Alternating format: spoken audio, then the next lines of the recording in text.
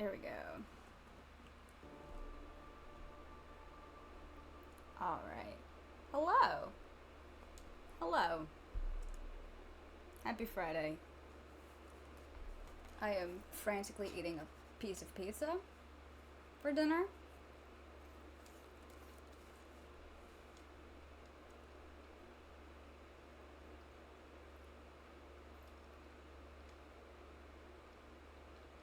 And then the boothill hype begins.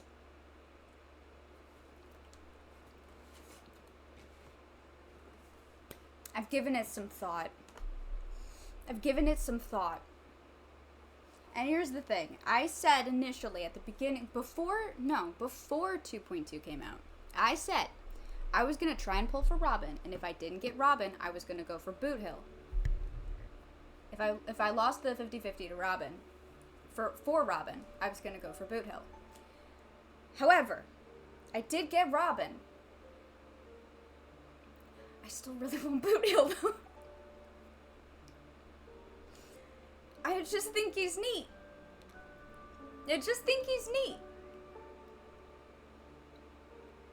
So,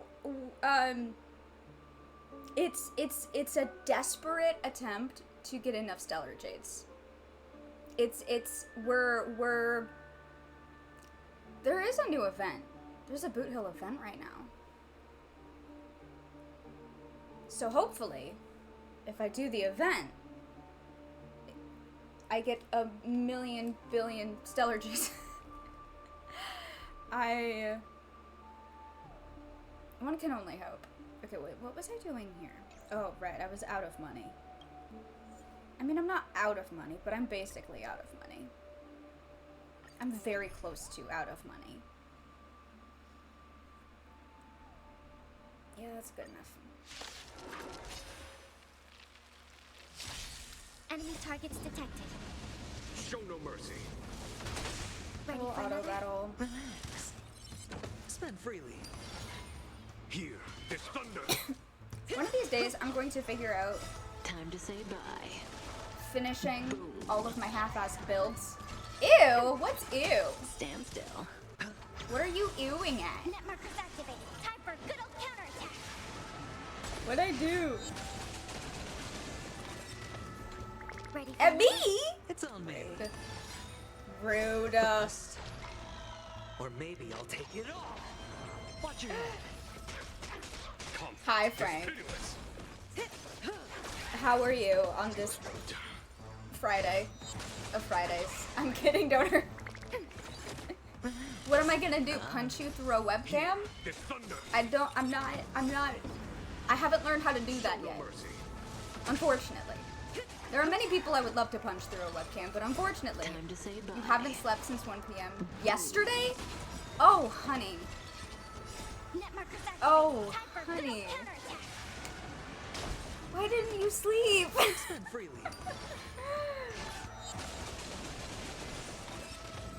Why haven't you slept? I say that, but I'm not much better. So I get it, but also, you gotta sleep. Okay, wait.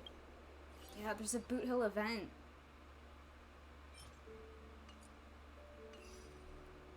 So I need to... I'm so excited for stream I couldn't sleep in case I missed it. I would hope that's not the reason. I'm not that exciting. Okay, what was I gonna... What did I need this for? Oh, was it for Gallagher? Is that enough monies? It is enough monies. There we go, level 70. Brother. Is Gallagher dead? I wonder if he's dead. You couldn't sleep yesterday, so you powered through it. That's real. I've been there. I've been there many a time. Is Gallagher dead? I've been wondering this. I've been wondering if he's still around. 'Cause the way he was acting at the end of 2.2 makes me doubt it.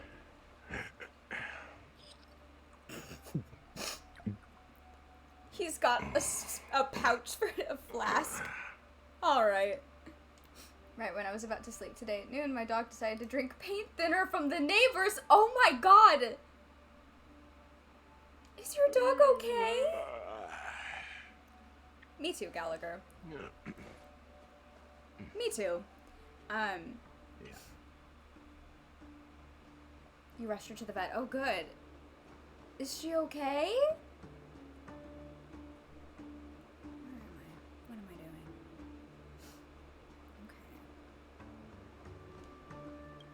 Okay. Oh, God. That's rough. I hope she's okay.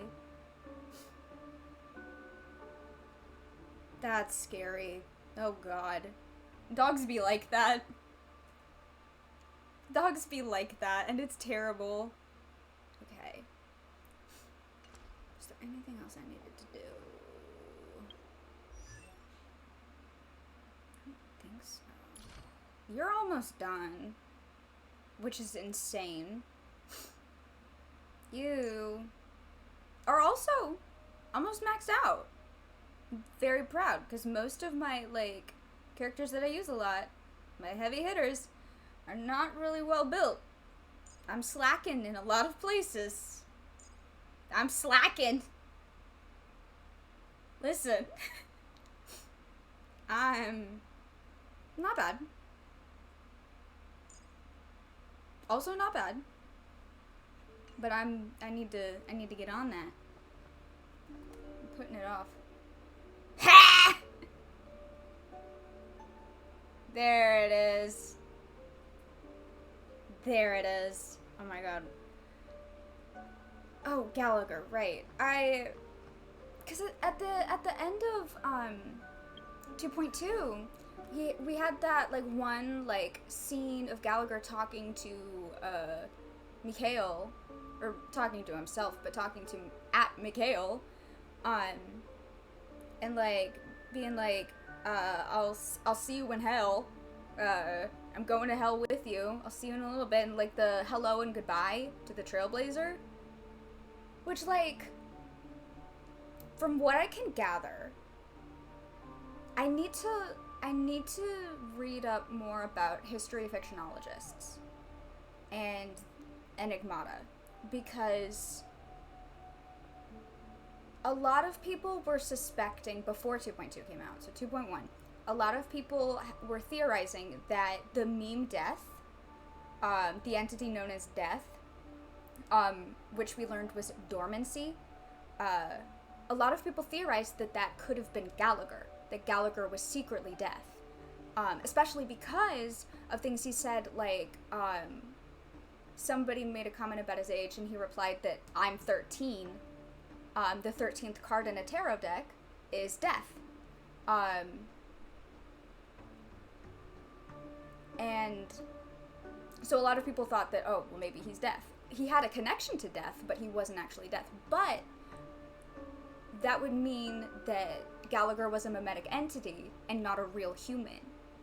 And there is evidence supporting that, because a lot of his character stories are highly suspicious, about, like, not knowing, like, I don't remember the specifics, but his character stories are wild, and hint at him possibly not being human.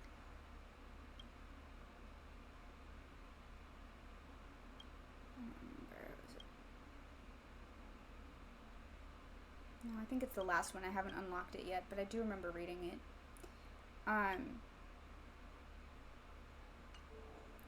But there's evidence to support him not being a real person. Especially with, like, his final words at the end of 2.2. I'm interested to see if he's gone. If he just doesn't exist anymore. Because we already have confirmation that Misha is gone. We have some solid confirmation that Misha is no more. One moment. I saw this when I watched Sayu's... Oh, hi. Hi, baby. Hi, Silverwolf. Someone told Sayu to do this. All of these say, there's a chance to meet this visitor on the express, right? All of them. All of them. Every single one. Every single one says there's a chance to meet this person. Departed. You cannot encounter visitors who have already departed the express. He's gone. Because there was a moment in time where you could meet Misha on the express. You killed Misha. By doing the quest, I mean, yeah, to be fair, he was already dead. Because he was Mikhail.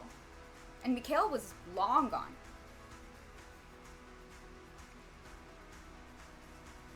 But, like, I think it's fascinating. Who's next on my hit list? Not you. Who is next on my hit list? Let's see, let's look. Who should I kill next? He's annoying. Maybe him. Dr. fucking Ratio. Nah. I haven't decided who's next. I'm gonna talk to Silverwolf. That's a serious expression you've got there. Did something catch your attention? Intruder. Who are you calling an intruder? Oh, me. Because you are. You were not allowed on the express. I mean no harm. I'm just visiting. Uh-huh. The older gentleman with glasses was also giving me some very subtle looks. Has there been a misunderstanding of some kind? Girl. Do you always tell people ahead of time before you pay them a visit?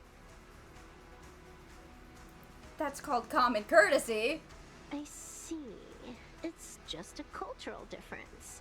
Punk Lord doesn't have this custom, and the Stellaron hunters don't generally observe this kind of tradition either. Yeah, I can tell. I can tell. She's like your IRL height. Yeah. Yeah. Yeah. Yeah.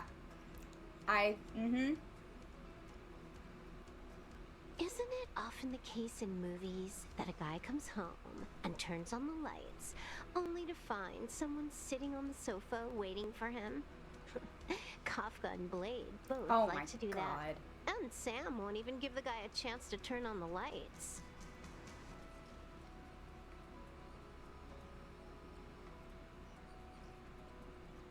Sam won't even give the guy a chance to turn on the lights. That's Firefly that she's talking about. Firefly, my sweet girl, would kill you before you could even turn on the lights. But that's not my style. I will take the initiative to say hello before the other person enters the room. You see, I'm treating you quite well. Is that a threat, Silverwolf? Are you threatening me? On my train? Alright. Oh. Hello, Japard. Hello. Ever since the express tour, I've been wondering. What's up? If the guards had a train like this, would it make our campaigns easier? You could drive it straight into the monsters and send them flying. I don't think I've ever seen you that excited. I mean, we did it to Sunday. And it worked So, pretty well. You're thinking of turning the express into a combat unit. Personally, I'd only use it for logistics. Oh, sorry, you misunderstand. I'm not thinking of turning the Express into a combat unit. I've already done it. Didn't I just recently... Was that before or after 2.2 release? I think what's funny is that I think that this text conversation happened before 2.2 released. But we have a text conversation with Dr. Ratio where, like, he, gives us freaking blueprints and, like, all of his ideas about how to turn the Astral Express into, like, a combat unit. And then, at the start of 2.2, we use the Express as a combat unit. You've given me some food for thought. I should have a chat with the technology division about this. Hell yeah. I'll add it to my to-do list. You're concerned. What's up? About me? And my violent tendencies? Don't be. I'm normal. I'm fine, even. Okay. I should do the event. I don't even know what all that's about. I finished this one, thank God. Well, I did as much of it as I'm actually gonna do. Like, I refuse to do it anymore. Wait, did I ever do these No, I didn't. That's Stellar Jades. Hang on, I'm gonna do these real fast. Ugh. I already know how to use you, but... Let the show begin.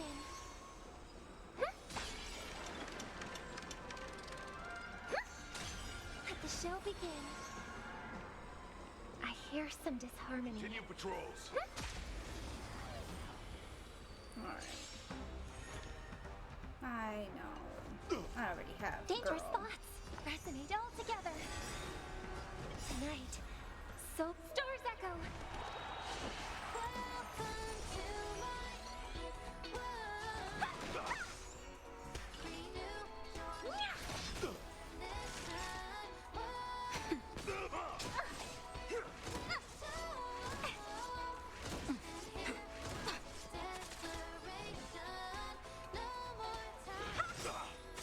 Take this, rise, Venus! Sushong, I love you. I should build you someday. This big diamond, it's all yours. Time to twirl. Feel the fire deep within. Hey! Want to see what I can do? You're not going anywhere. You're the best. Just a little something. Think nothing of it. Stay close. Not a step back. May song bring us victory, harmony and unison. Let me through. Dodge this. Rude. What are you looking at? There we go. What did you make us for dinner? I have pizza. Oh, welcome back.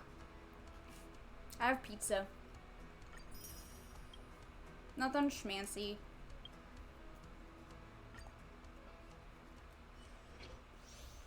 Topaz. I'm sad I missed out on you, girl.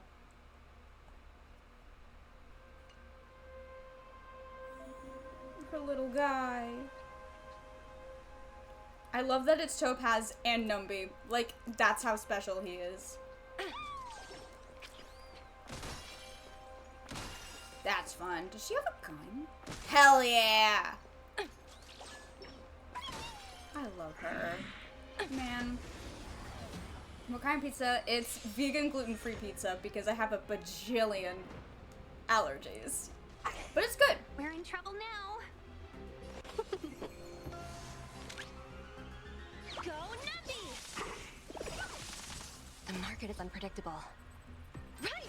Investing in victory means playing the long game! Who will it be? My turn! Phew! You can't run! Never mind, you can have it all. Hey! It's not that bad. It's not bad at all, it's good. 1,000 wonders! Finest one! Listen, it's not my fault that my body Everything is ordained by the stars. will Give these refuse to trailblazers your digest blessing. like normal people food. Let Alright? the evaluation begin. No Oh my manners, god, huh? Numby. Told you I could fight. Seize the moment.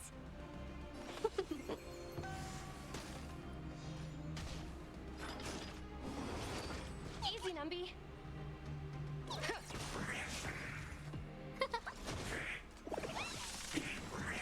Hell yeah.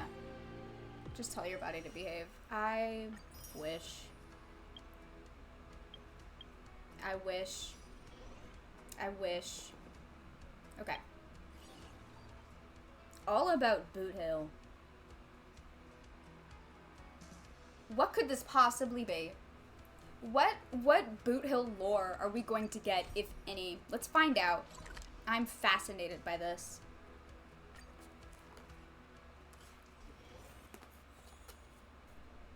Geed?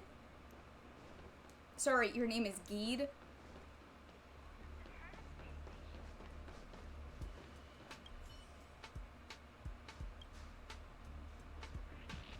Oh. Oh.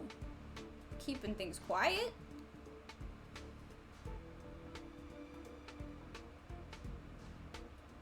So, what's going on?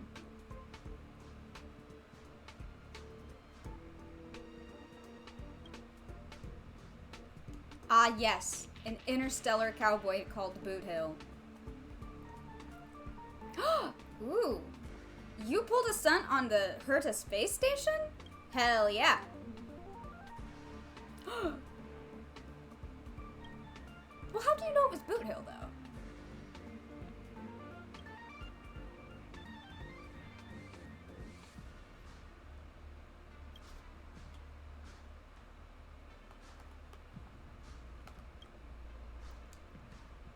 Okay. I heard that cowboy can be positively diabolical. Can I replay boss fights? Yes. Yes, I can. Oh, God.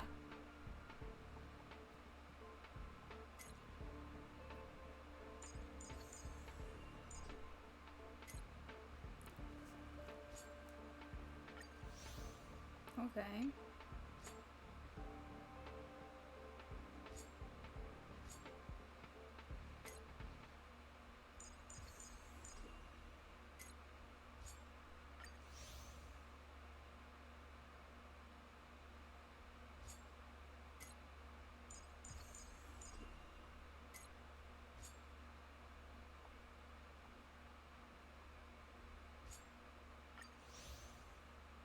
Alright.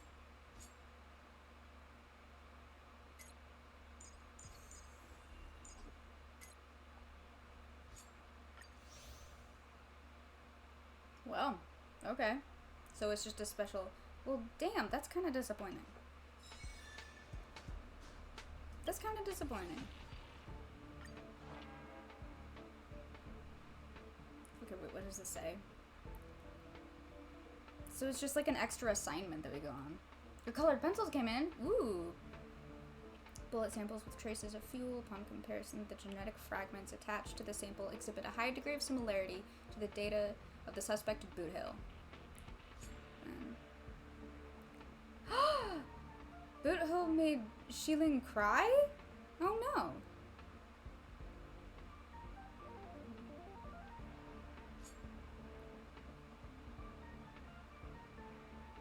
Boothill what's his face?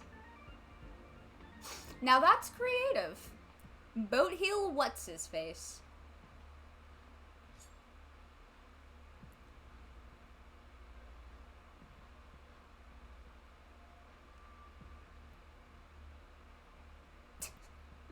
Violated traffic rules. Alright. Is that his bounty? Damn.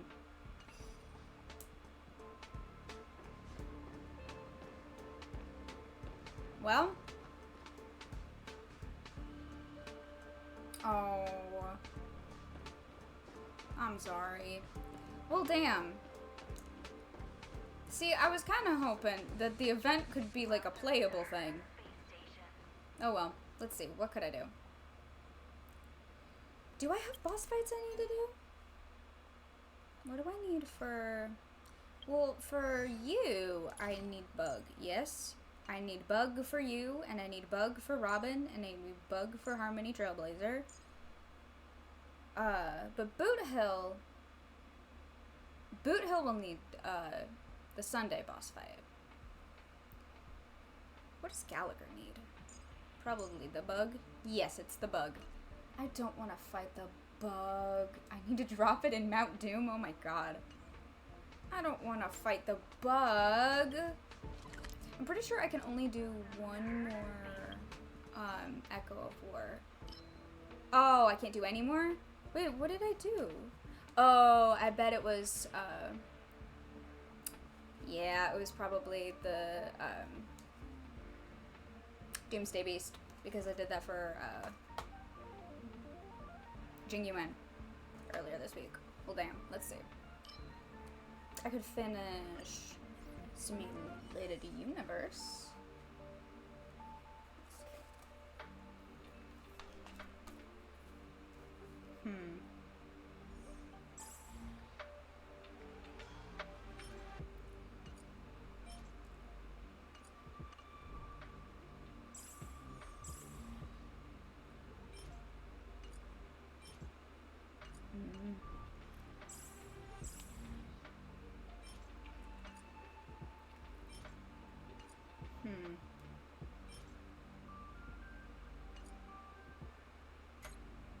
that one. Once again, I didn't do all of them. Well, time for another easy run. Let's see.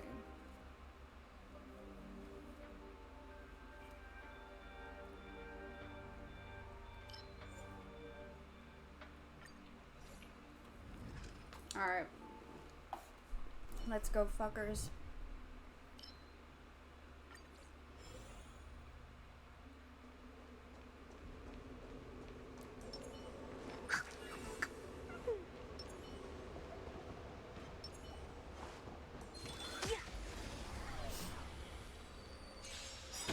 You won't get away. Well, Ready for another? What a headache. I'll end your misery. I have something for you.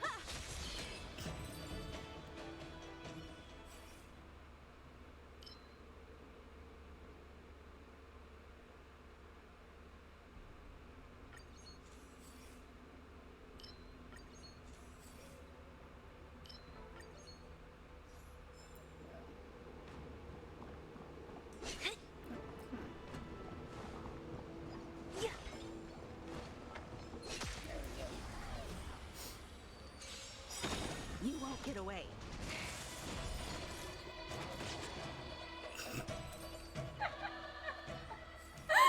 oh, I love that. Come on. Nope. Okay, well. Alright, we'll do endurance.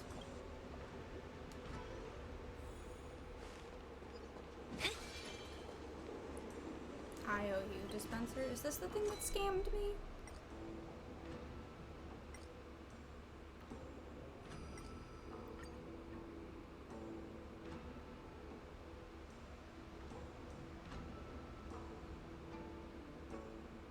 I don't think so. What is it? No. No. I don't trust it. I don't trust it.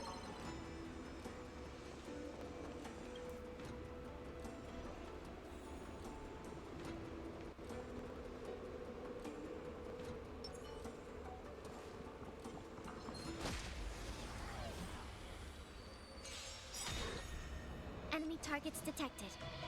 Perhaps you still don't. Humanity never conceals its desire to control the heavens, and I'm no exception. So you are afraid of Time for an over. Oh. Some good shit.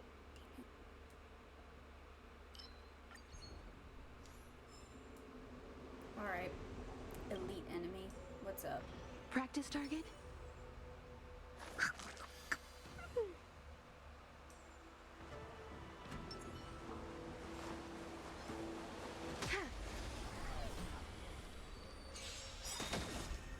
Enemy data secure. Net markers activated. Time for a good old counterattack. Perhaps you still don't. Humanity never conceals its desire to control the heavens, and I'm no exception. I'll free you from your disappear among the sea of butterflies. Illusions of the past. Do we still have the upper hand? Who's next? Grasp of nature, Reaper! Specimen sighted. I have something for you.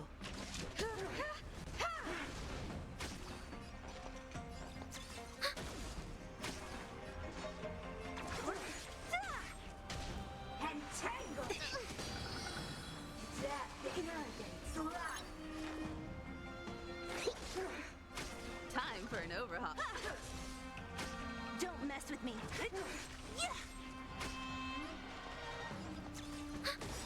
Enemy data secure. Net markers activated. Time for a good old counterattack. Get her, Caleb.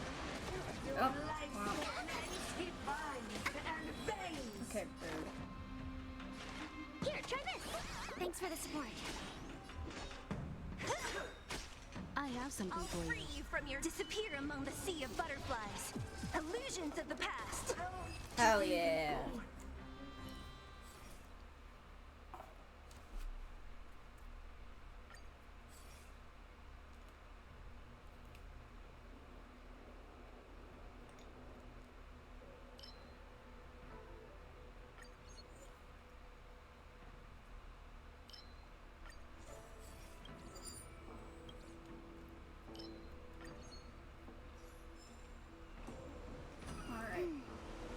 something good. Give me something good.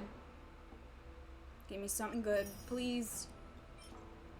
Could be worse. Okay, fine. That is fine. It's fine. I don't care. It's fine. It's fine. I don't care. It's fine. It's fine. It's fine. It's fine. It's fine. It's fine. Okay.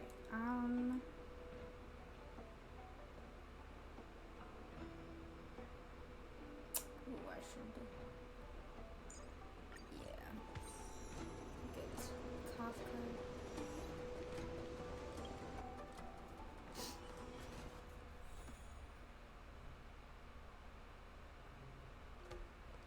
Okay.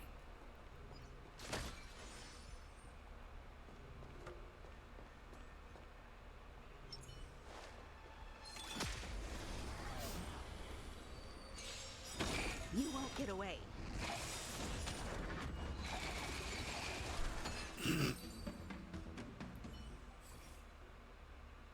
No.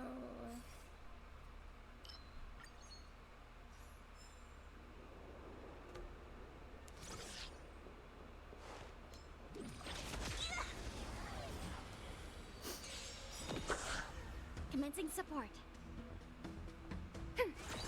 What a headache.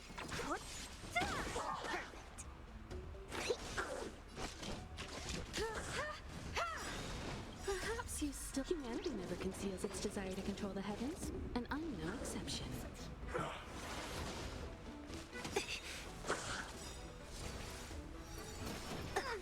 I'll free you from your chains. Disappear among the sea of butterflies. Illusions of the past. Fuck it up. Who's next? Yeah. Nice. Nice, nice, nice. Oh, this bitch. Eat shit. Eat scythe.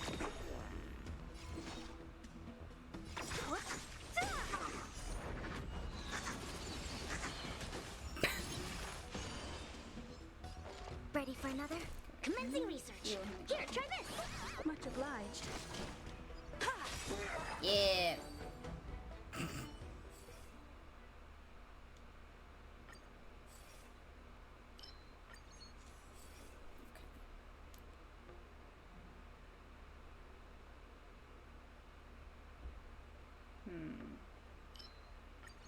Yeah.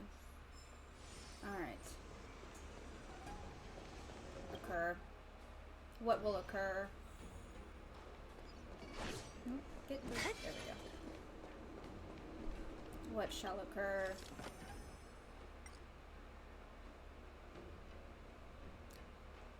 Why does it specify that he moves his eyeballs? I don't like that. I don't like that specificity.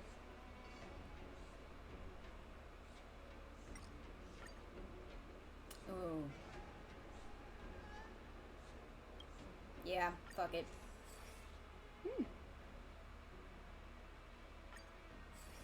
Damn it. Oh well.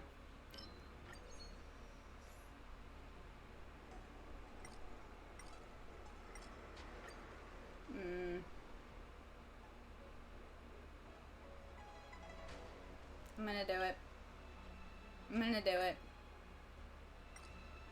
Well, damn. Oh well. That's fine. I'm very strong. Perhaps you still... Humanity never conceals its desire to control the heavens, and I'm no exception. I'll free you from your chains. Disappear among the sea of butterflies. Illusions of the past.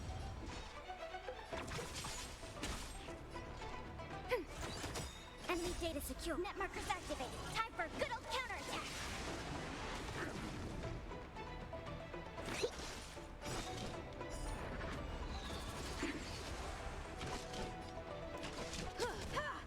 I love the Sanjo fight music.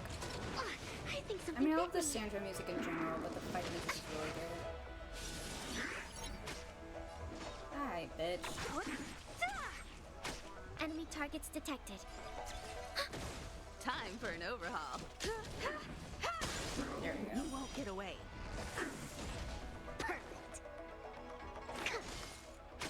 Don't mess with me. Ready for another? You've got a lot of nerve. I'll free you from your chains. Disappear among the sea of butterflies. Illusions of the past. Give him a fighting chance? I Nah. have something for you. Travel far. Nah. Much obliged.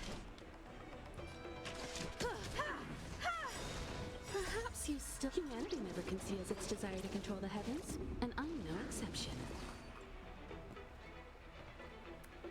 As I spill tea all over myself. What a headache. Commencing support. Oh, fucker. I don't think so. Enemy data Bitch. secure. Net markers activated. Time for a good old counterattack. Time for an overhaul.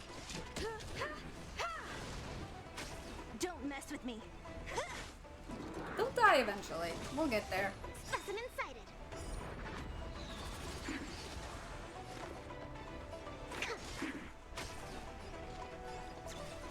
There we go. Enemy data sig. Net markers activated. Time for a good old counterattack.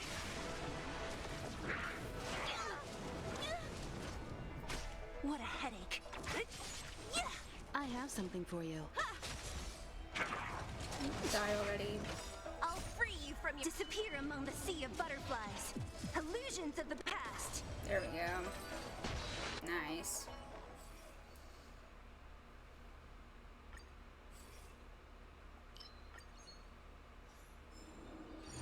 Alright, well. Could be worse. Could be worse. Enemies ahead. Up for a scrap?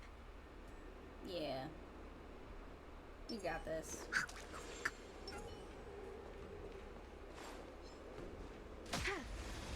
Get iced, bitch. Eat ice. Great. Enemy data secured. Net markers activated. Time for a good old counterattack. I'll free you from your... Disappear among the sea of butterflies. Illusions of the past. Perhaps you still don't. Humanity never conceals its desire to control the heavens, and I'm no exception.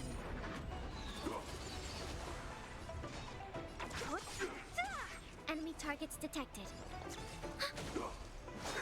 Okay, rude. Merciful Medicus.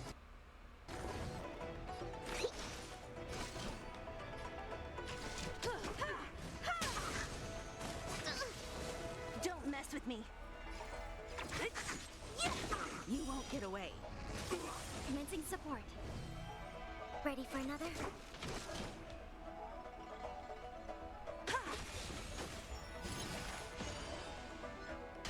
Secret of the Saints. Okay. To travel Rude. far. Much obliged. Beauty and Okay. A lot of nerve. There we go.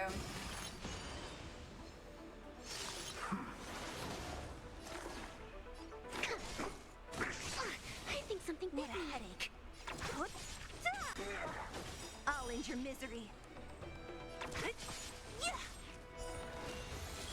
I'll free you from your chains. Disappear among the sea of butterflies. Illusions of the past. I think something bit me. Who's next? Enemy targets detected. Enemy data secure. Net markers activated. Time for a good old counterattack.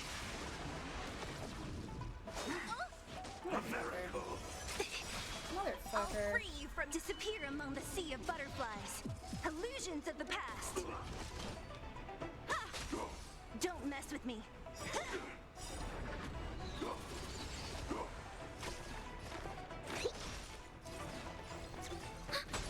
You won't get away. So you are afraid of me. Perhaps you still don't. Humanity never conceals its desire to control the heavens, and I'm no exception. Time for an overhaul.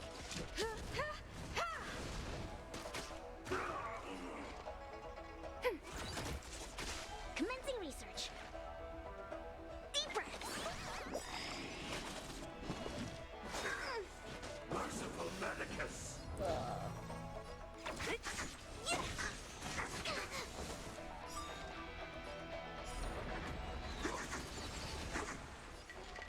Ready for another? Enemy data secure. Net markers activated. Time for a good old counterattack.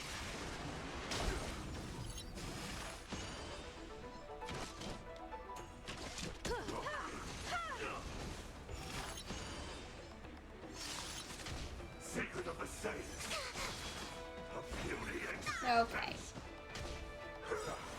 Okay. To travel far. Thanks for the support. What a headache. You won't get away.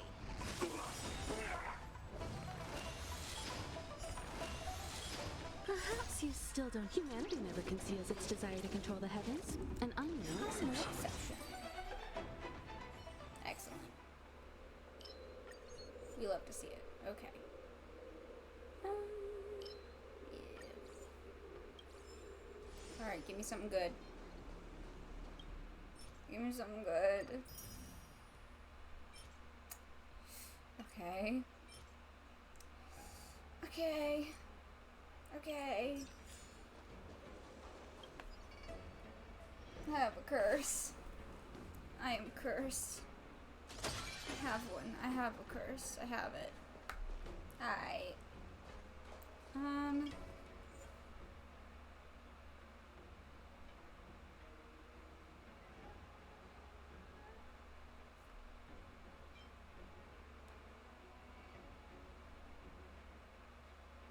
I think I'm good.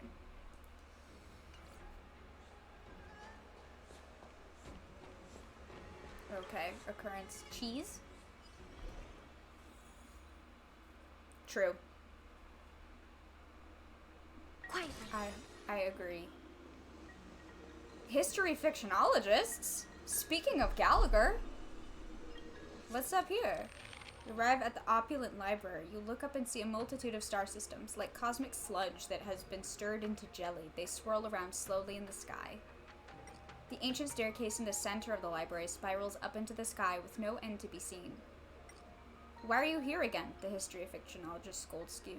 What kind of history do you want me to change this time? Oh, we're changing history? Cool. Let's see. Yeah, I want this one. Yeah.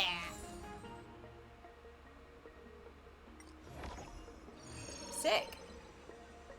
Yeah, that's history fictionologists. It's about American textbook authors, true. Hi, Tracy. Hello, Tracy.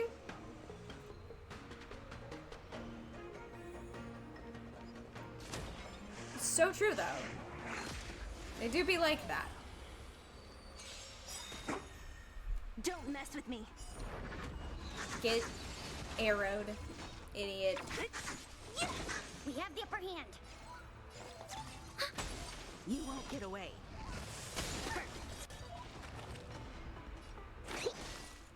Hello. Commencing research. Enemy data secure. Net markers activated. Time for a good old counterattack.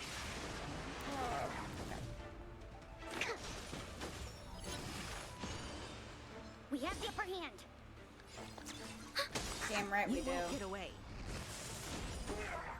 Enemy data secure. Net markers activated. Time for a good old Get counterattack. frozen to death. Time for an overhaul. Yeah. Okay. Whatever.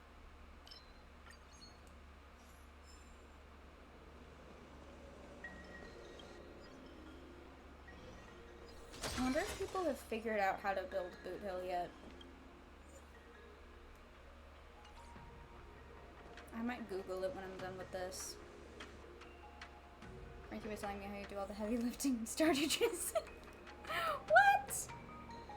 Analyze the targets before you make a plan of action.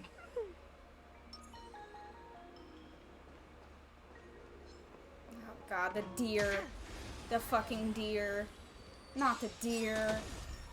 I Enemy forgot data about the secure. deer. Net markers activated. Time for a good old counterattack. Perhaps you still don't understand. Humanity never conceals its desire to control the heavens, and I'm no exception. I'll free you from your disappear among the sea of butterflies. Illusions of the past. Damn, Sela. Commencing support. I need to build you Ready more, for Sela. another? You're so strong and powerful and cool. And pretty. And I love you. You won't get away. So you are afraid of me. Yes, I am afraid of you, Sela. something for you. Oh dear. Alright. Oh.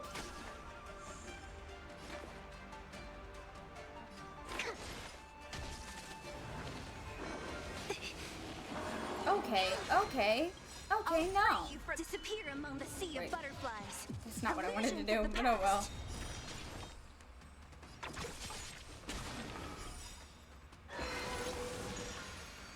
Enemy data secure. Net markers activated. Time for I good hate this counterattack. deer. But at least it's There we go. not as powerful as it could What be. a headache. Who's next? I'll free you from your chains. Disappear among the sea of butterflies. Illusions of the past. The problem with the deer is that it heals itself. And I don't like that. overhaul. I don't like that. I don't want it to do that. It makes my job hard. Okay, stop attacking my wife. Its desire to control the heavens, and No I'm more no attacking exception. my wife. To travel far. Do not attack my wife. Much obliged. With tree branches. You won't get away. I have something for you. Perhaps you still do. Humanity never conceals its desire to control the heavens, and I'm no exception. Yeah. Yeah. Hell yeah.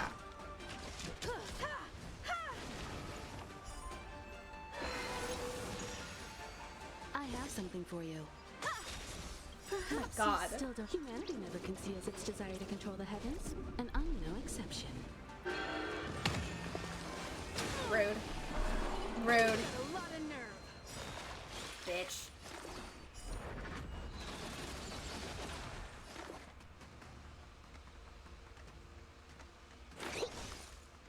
Commencing support. Enemy data net markers activated. Time for good old counterattack. Ice. Okay. Flamboyant gore? Oh shit.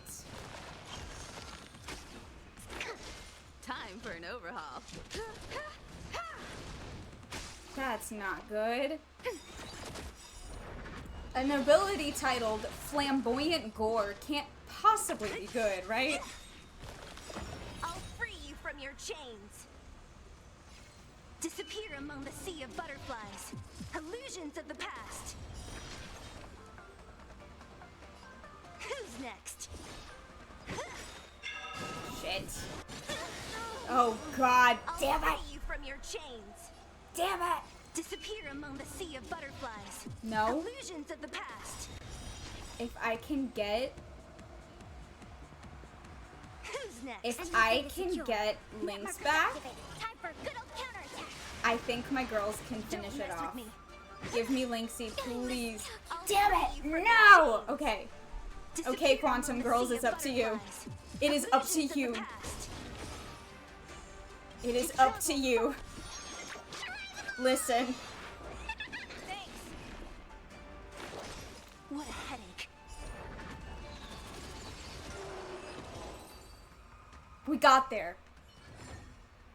Every step is just a part of the adventure. I'm very abnormal about Stardew because I've been playing it for so long. Yeah. And I love that about you. Is this any good? Damn it! Whatever. I'm at work, but dropping by to say hi. Hi! Thank you! I almost said have fun at work. I don't think that that's a thing that you can have, but like, don't die. Have as much fun as humanly possible. That's nothing. Ignore me. Ooh, I have a hurt to credit. Oh, can I unlock shit? Hell yeah. God damn, those are expensive. Can I get anything? No, I only have one. Damn. How many is this? I don't think I want that though.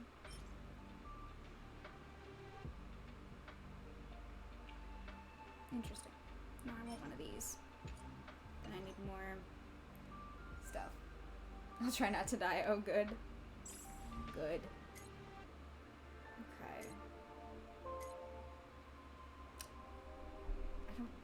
Well, I don't have enough Trailblaze power to do another run.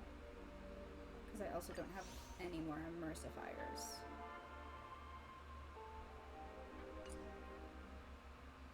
All I do is speedrun marrying Haley. That's so real. That's real and valid and understandable. Alright, well, I don't have... Let's see. You know what? I'm not against using Stellar Jades for that. I don't care. Would those Stellar Jades be useful in hoarding for Boothill? Yes.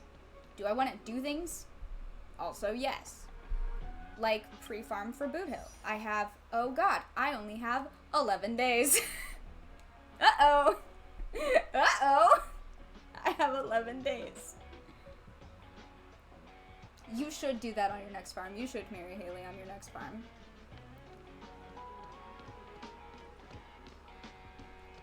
Oh god, okay.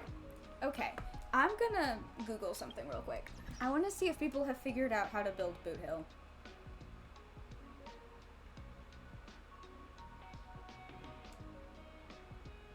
I want to know what people think.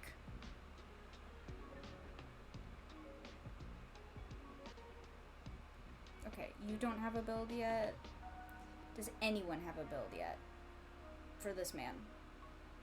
What do I need? Like, I know what, like, materials I'll probably need for him. Sorry, his normal attack is called Skull Crush Spurs.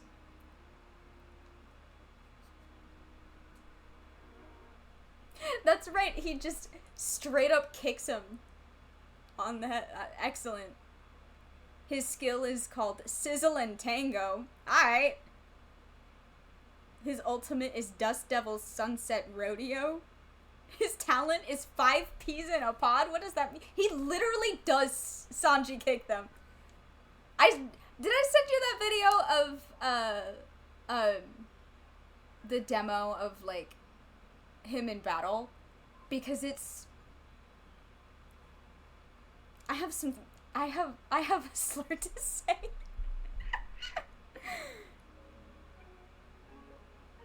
Oh my god. Okay, so that's okay.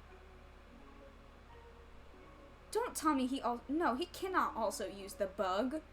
We have the Sunday fight. Please tell me he doesn't. Please tell me I don't have to fight the bug for him too. Please. Hoyovers, please, I am begging.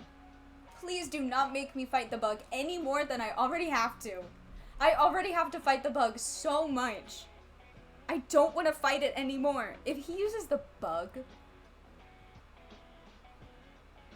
I just said it. Okay, hang on. I'm gonna text it to you right now.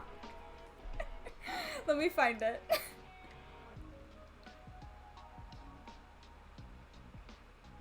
Boothill gameplay. His normal attack is...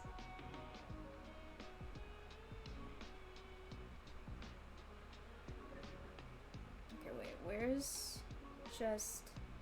There was a video that was just, like, beta testing, like, gameplay of him. Is it this? Okay, so I know the new hunt materials have to be for him, because there's no way they're not.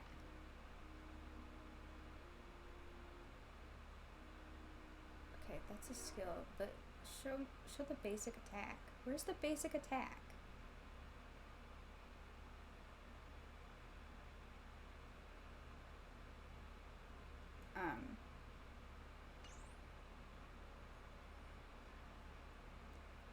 But the new, where are they? The new hunt materials are literally bullets. So like, they're his. There's no way that they're not. Okay, well that didn't show his basic attack, and that's the whole reason I need to send you a video, is because I just want to see his basic attack. Just show me his basic attack. There's another video I'll be sending you. But I can't where is it? I'll see if I have it saved somewhere. And I'll try and find it later. I'll send you that. But let's get some of these.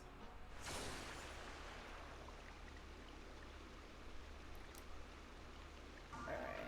Because, like, they're literally bullets. Like, there's no way that these are not for him. Okay, who do I need? I need fire also. Alright.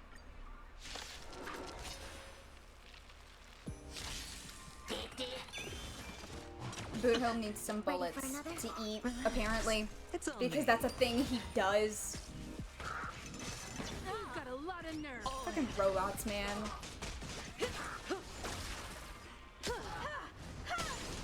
You won't get away. Humanity never conceals its desire to control the heavens, and I'm no exception.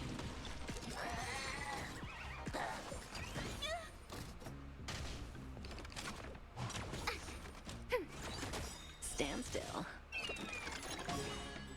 Net markers activated. Time for a good old counterattack. Bust. Or maybe I'll take it all. Watch your head. Time to say bye. Boom. Ready for another?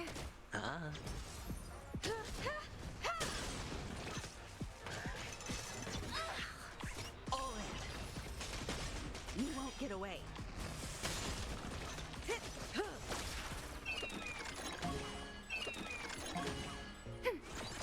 Relax. Net markers activated. Time for a good old counterattack.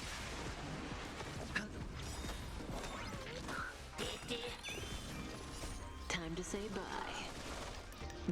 Boom. Watch your head. Bust. Or maybe I'll take it all.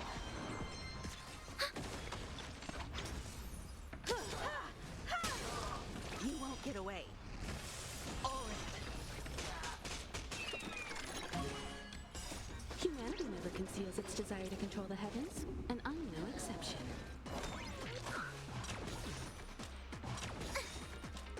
Net markers activated. Time for a good old counterattack. Spend freely.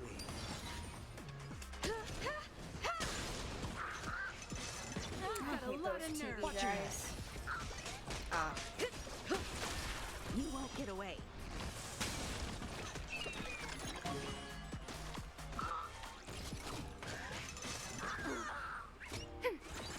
Stand still. All in.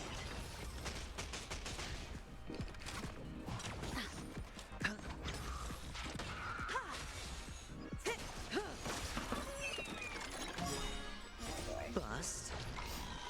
Or maybe I'll take it all. Time to say bye. Boom. Watch your head. You won't get away. Ready for another? Relax. Net markers activated. Time for a good old counterattack. It's on me. Who was it? It was Don Hung's VA. When he played the quest, I saw a clip of Don Hung's voice actor, Nicholas, playing the 2.2 quest. And when Boothill put it up, and he was analyzing the outfit. Cause like that jacket Watch your head. is so unbelievably cropped. He was like, Get away. this is a nipple jacket. No dirty tricks, all right? Oh my god. Which is not wrong. He's not wrong. Bust. Or maybe I'll take it all. Me and Nicholas shaking hands about Boothill. You won't get away. There we go.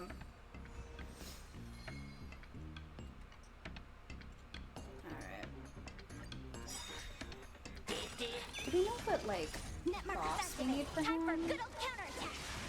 Is there a... Humanity never conceals its desire to control the heavens, and I'm no exception. Relax. It's on me.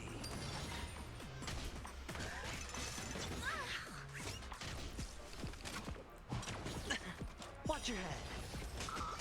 You won't get away.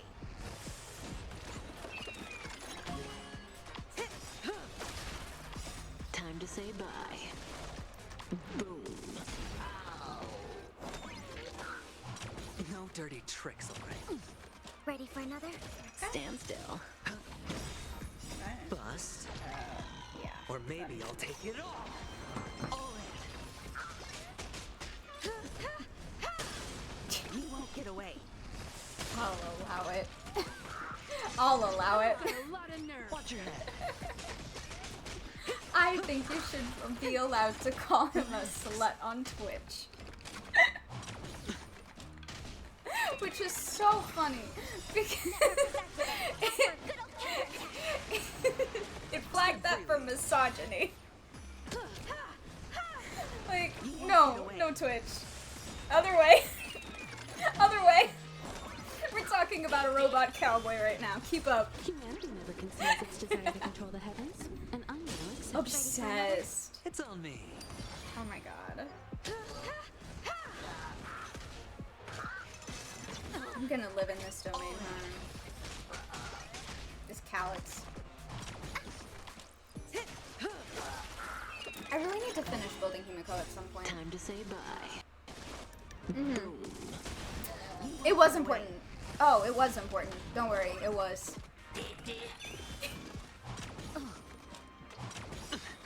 Watch your head. Bust. Or maybe I'll take it all. Stand still. Net markers activated. Time for a good old counterattack.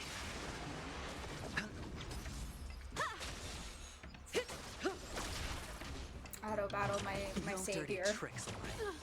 Ready for another? Relax. Spend freely.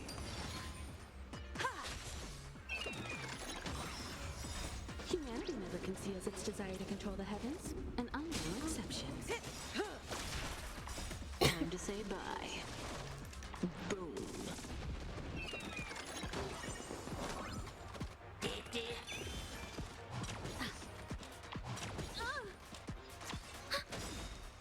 Net markers activated. Time for a good old counterattack.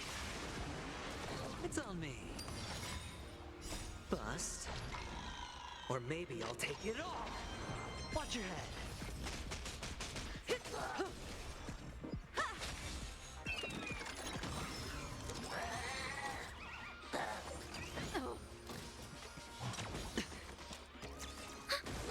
Spend freely. No dirty tricks. You won't get away. Time to say bye. Boom. Bestie, tell me you're not drinking coffee at 7 p.m. It's tea. I made chai. But I didn't steep it for too long. Humanity never conceals So it its probably desire won't to keep me control up. the I haven't heavens, had coffee and I'm today. no exception. Be proud of me.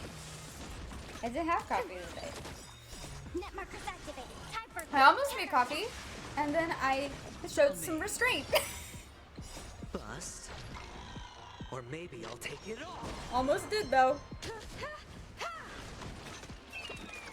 But no. Humanity never conceals its desire to control the heavens, made chai. and I'm no exception. It's cold Ready for now another? though. Relax. Watch your head. You also didn't have coffee today, Rip. Thank you. Okay. Got some bullets. Got some bullets. I got this place. Wait, wasn't there like a... Didn't somebody text me? Ideen? Oh. Who used my... Hell yeah.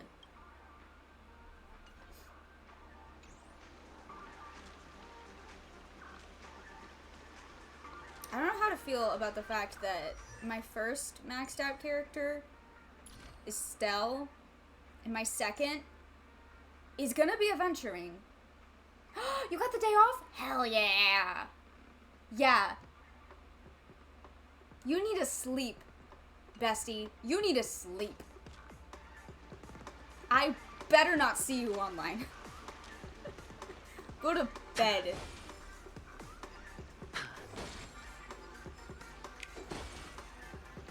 Okay.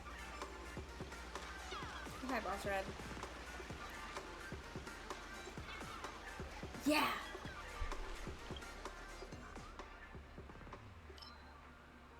Okay, what was I gonna... Oh, yeah, this.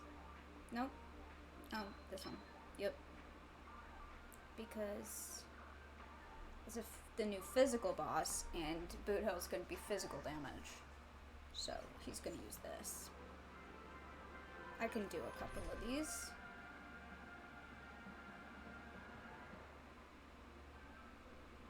Okay, we'll get... Gwynnifin, did I level up your relics at all? Did I actually do that, or did I just think about doing that, and then I didn't? Because I gave you 4... Okay. So kinda, sorta, but not really. I did a little bit. Not ideal, but you know what? That's fine.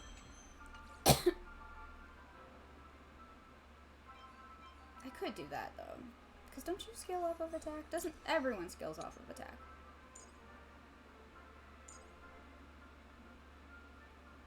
Well, yeah.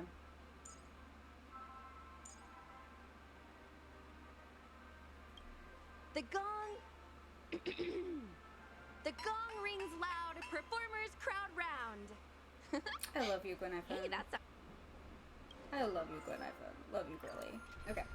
Yeah, we'll get Gwynnifin out. It's good enough. Fuck it.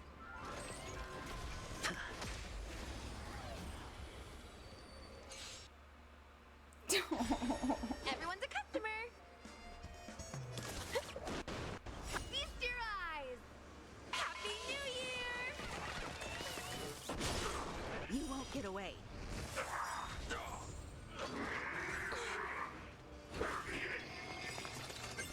Enemy data secured. Net markers activated. Time for good old counterattack.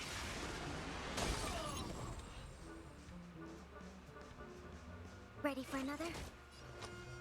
It's on me. You won't get away.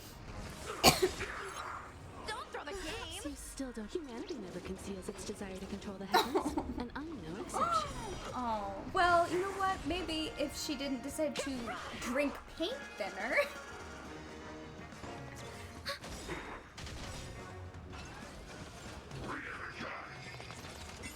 Enemy data secured. Net markers I'm glad activated. she's okay, Time for though. good old counterattack. Hedge your bets. The dice have been bust. Or maybe I'll take it all. Watch your head.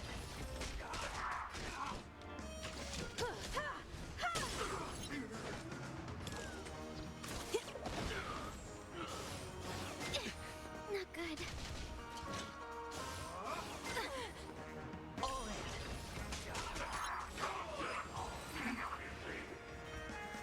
This is a good team. Everyone's a customer. Hanakoni fight music. I love Happy New you. Year. You won't get away.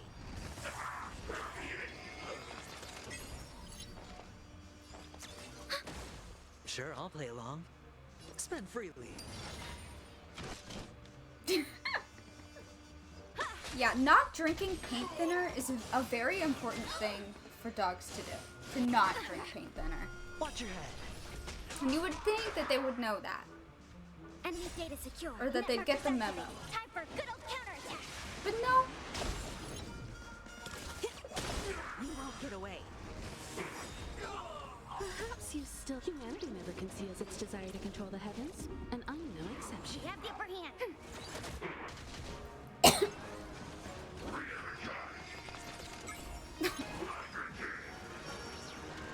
Hedge your bets. I have have something dice for have you. been bust.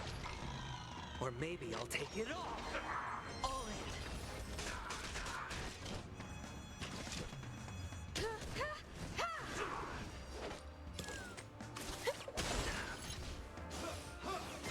Serious, huh?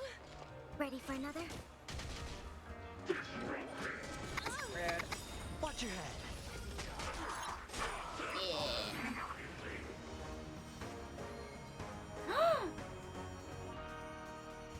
Rude. Rude. You just don't get it. You don't understand it. You don't understand it like I do. Happy New Year! You won't get away. Enemy data secured. Net markers activated. Time for a good old counterattack.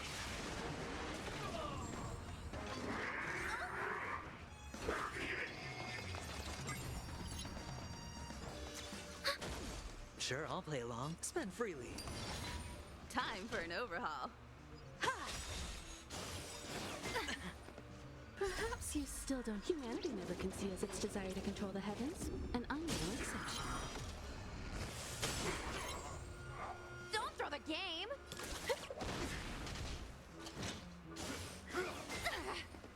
All in. Commencing support. Oh man, you don't like Lord of the Rings. Says the person who's watched Lord of the Rings exactly once. We should watch Lord of the The dice Rings. have been Hey Tracy, bust. Tracy. We Or should have a maybe Lord I'll of the take Rings it all. marathon. Enemy data secured. Net markers activated. Time for a good old counterattack. I am bringing Lord of the Rings with me when I come in September. What if? What if?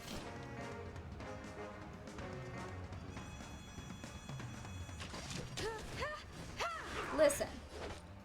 There's no accounting for lack of taste, okay? It's not Lord of the Rings' fault. It's not Lord of the Rings' fault. Honestly, do it? I will. I will. Bet. It will take As if victory hours wouldn't count. upon hours. Those movies are so fucking long. Alright. Damn.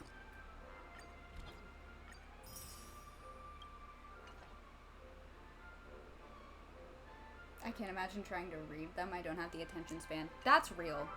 It took me a very long time to get through the books because I also do not have an attention span at all, even a little Guess bit. even in dreams, there's such a thing as too much walking.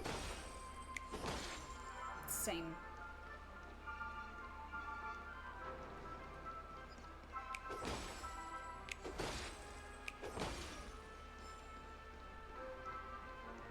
Okay. What could I do? You know what I could do?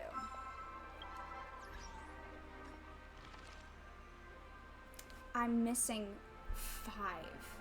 Does it tell me which ones I'm missing?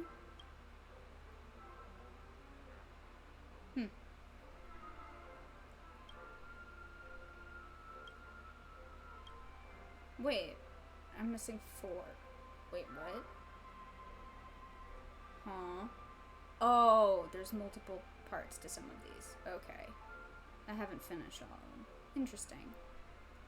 I really want to get, like, as much as humanly possible.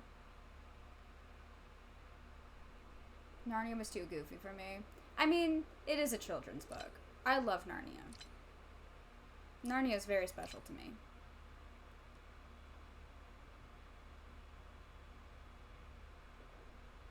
Okay.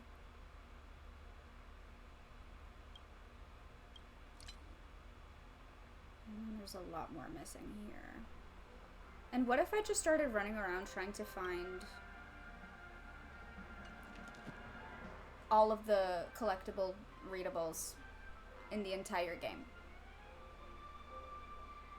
My guy literally betrayed his family for stupid Turkish delight. Listen. You gotta remember that he's a child. I liked it a lot. Yeah. He was a child. And he didn't think that anyone was gonna die about it. Okay? Cut him some slack. He was a little oopid. They were so mean to him all the time. Exactly. He was a little shit. But in his mind, he was fine with betraying them until the witch stopped pampering him. Yep.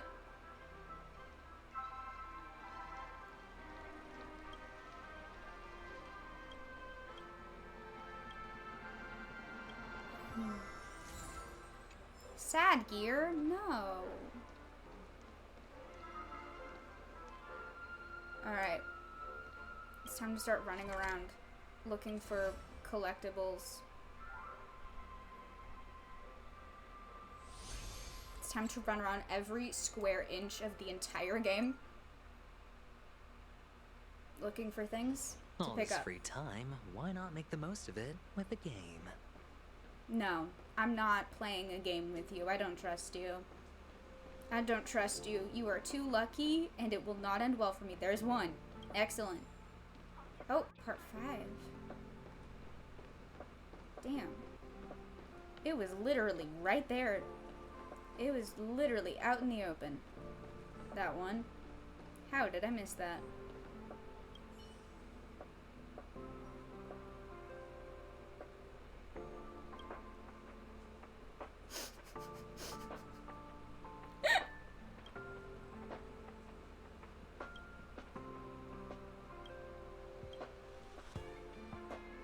Oh my god.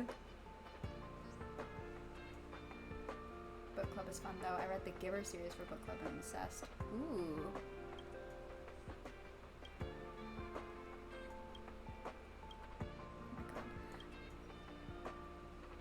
god. I love when I love when you interact with something completely random in this game and it just has like a whole fucking storyline about it. And you would never know if you didn't interact with some random fucking computer or trash can or dumpster or item, like something. Every time.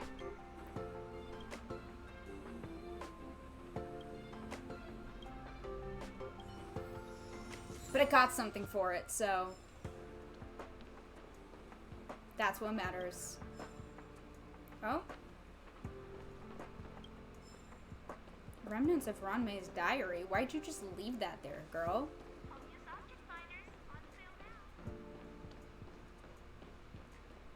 Cooking genius.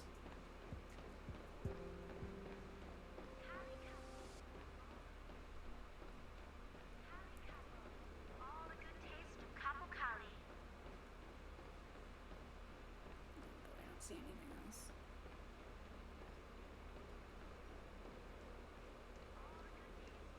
Oh. Oh, is this another one of those?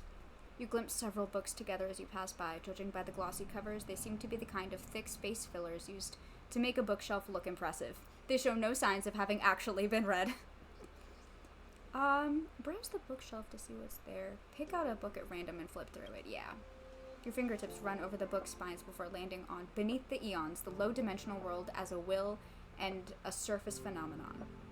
The book is bound with covers containing the logo of the space station, but the contents are all authentic masterpieces. As you flip through the pages, a piece of paper falls out. Oh? The paper is filled with scribbled words. Squinting to make things out, you discover the words Department of Insight printed on the page. There's also a cat-shaped sticker at the bottom right corner. You surmise that this note could be from a Department of Insight's researcher's notebook. Okay. Okay. Sure. Whatever you say. And that's why you investigate a man who wishes not to be named. Alright. That's why you investigate every single fucking thing you see in this game.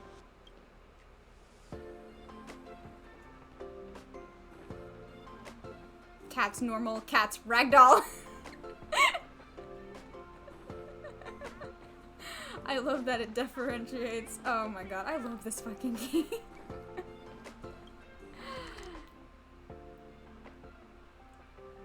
Ooh. We're talking about Game of Thrones. I never watched Game of Thrones. I never got into it. I still don't know if that's a good or bad thing.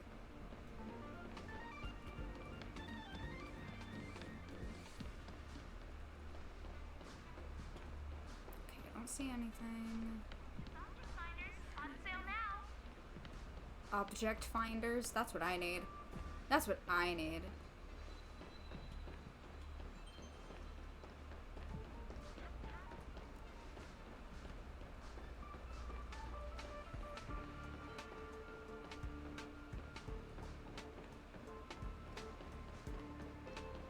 Run, boy, run.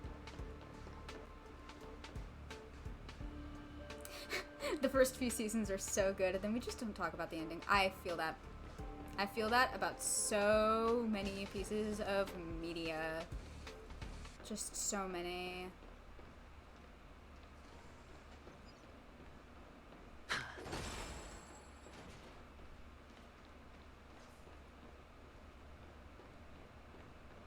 It be like that.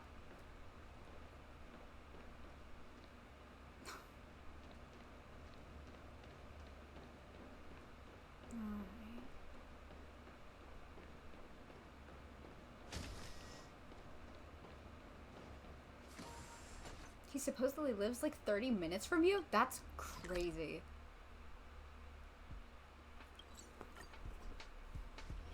Alright. Oh, there's a memory bubble? Hey, yo. These shits are always wild. Alright, what's in this memory bubble? Let's see. Let's find out. Your field of vision is split by long, narrow, and cold iron bars. Based on what you feel with your fingertips, you confirm that the iron bars are part of an exquisite cage, the crown that exclusively belongs to the Philosopher King, the head of the Laurel Wreath Galaxy. Oh. You look around and realize you are in an amphitheater. You are very sure that this is the gathering place of the Parliament of the Philosopher Union. It is the center of the galaxy, the colonnade of the contemplators. The seats below the marble pillars were supposed to be filled by the most brilliant minds of the star system, but are now occupied by countless screaming steel bodies. They raise their metallic fists in the air indignantly and use electrical currents to noisily and shrilly imitate the common tongue. Eliminate all organic life forms. Destroy Aurelius. Long live the Emperor. It seems like Aurelius is your name, and it matches what you remember. You are well aware of what has triggered the wrath of these silicon-based life forms and why you have become the target of public condemnation. According to the anti-organic equation, the Philosopher Union that rules the star system will certainly be destroyed by the Machine Empire. It is as simple as that. They want to humiliate you, the sole representative and leader of all living beings in the star system. Although they have wiped out many planets in the star system, they are still not satisfied. They convict and punish you according to the law of philosophers, forcing you to drink the poison before you. They're happy to witness your death and the demise of organic life forms, the Philosopher Union, and rationality. You step forward and lift the golden cup that contains lethal poison. Foreign-based life forms, remember this. You hold your head high and look around. Thoughts do not fear death. Thoughts will never die. I, Aurelius, the watcher in the cage, the foolish shepherd, and the king of all philosophers, hail you all. You raise your arms. You will celebrate your victory under the gaze of this sacred colonnade and be endowed with true rationality. Your words are drowned by the maddening cacophony. You roar with laughter and down the cup of poison in one go.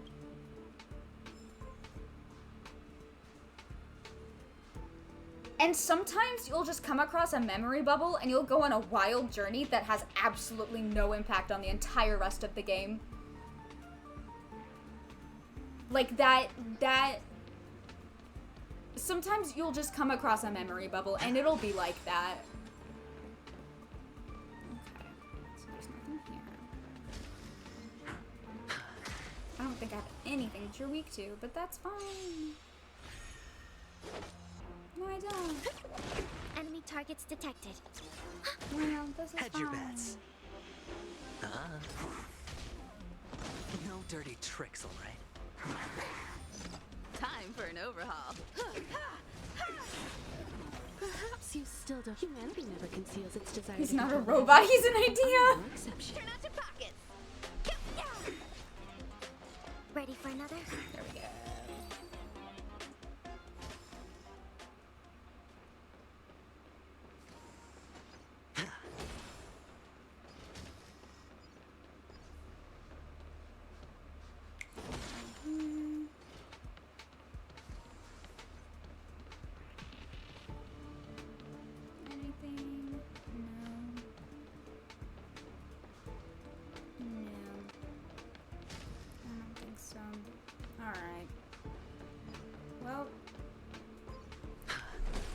question is... Oh, stop.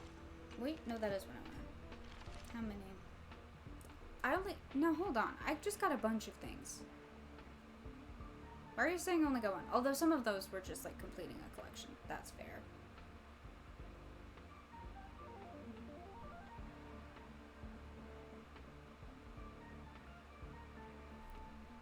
I'm missing some of Dr. Ratio's notes? What the fuck?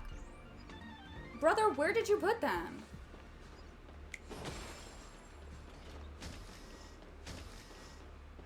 Welcome to Herta Space Station. You may not believe this, but What? No, but what? But what? When I first started working here, I came specifically to take a photo with it. It? Which one? The thing right in front of you. What? I don't... Oh. Aw. That's sweet. Alright, well.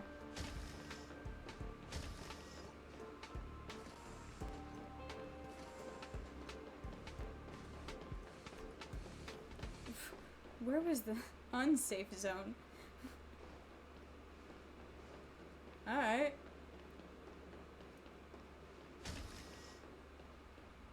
Hello, Herta. Herta puppet. Nothing in here either.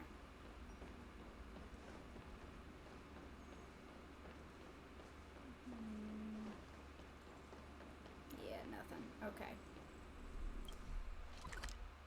Okay, this one's gonna be annoying. Because there's like 15 different levels to the... Oh. Who do I need to attack? You? Okay. Forget your wallet. Data secure. Net markers activated. Time for a good old counterattack. You won't get away. Excellent.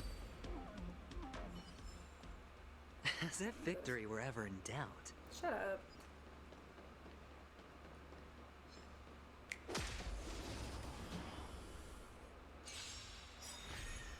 Turn up, come feast your eyes. Happy New Year!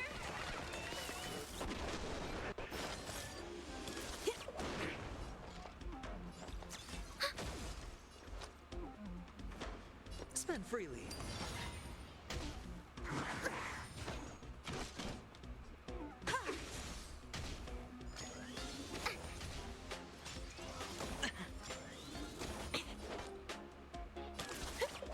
Commencing support.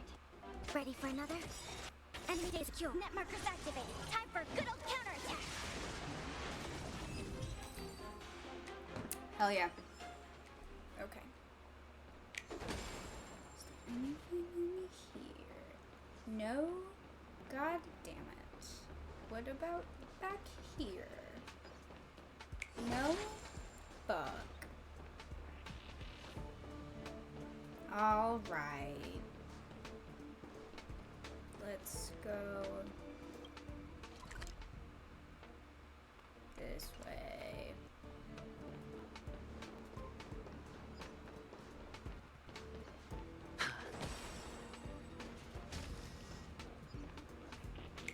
Calyx of Disruption.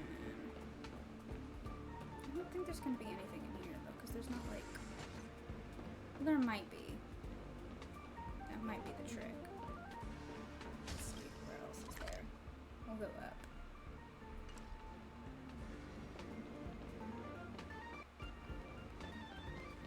I'm determined. I'm determined to find every fucking collectible in this game. On this godforsaken spaceship.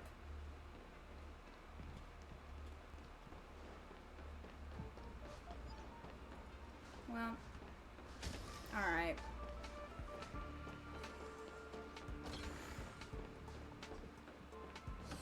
Anything in here?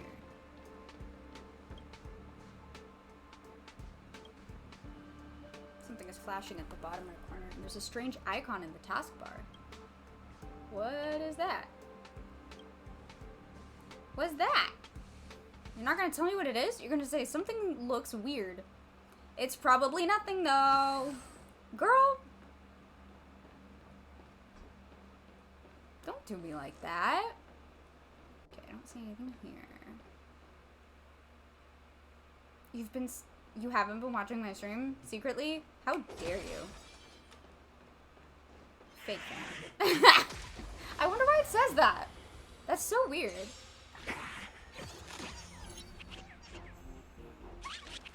Forget your wallet? Enemy targets detected. Sure, I'll play along. The dice have been bust. Or maybe I'll take it all.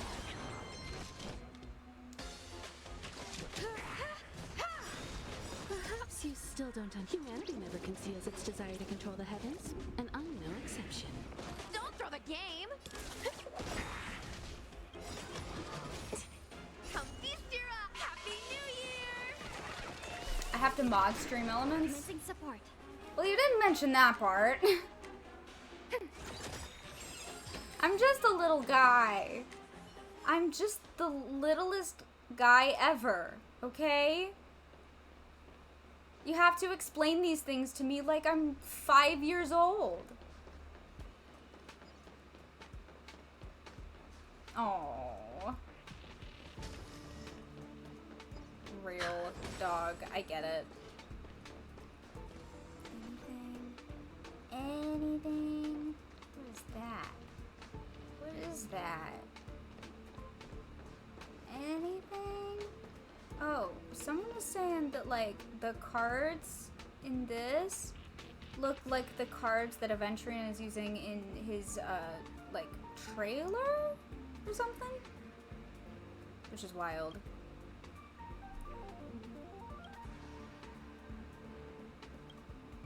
It's like... unbearable weight. It's just a very dense crown. Ooh, joy filtration set. Oh.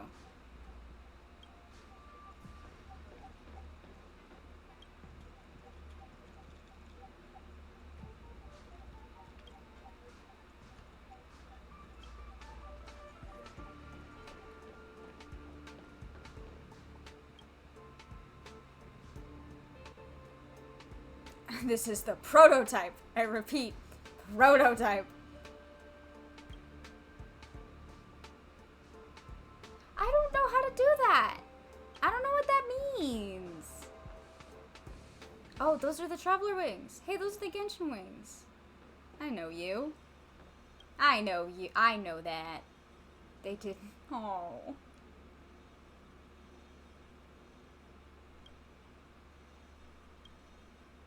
Okay.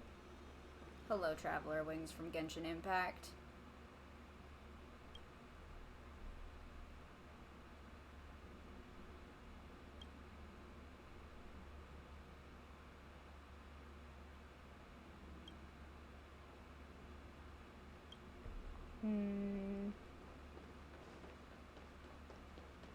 Alright, well that's not... come on. There's gotta be something somewhere. In here. You would think. No, just more curios probably.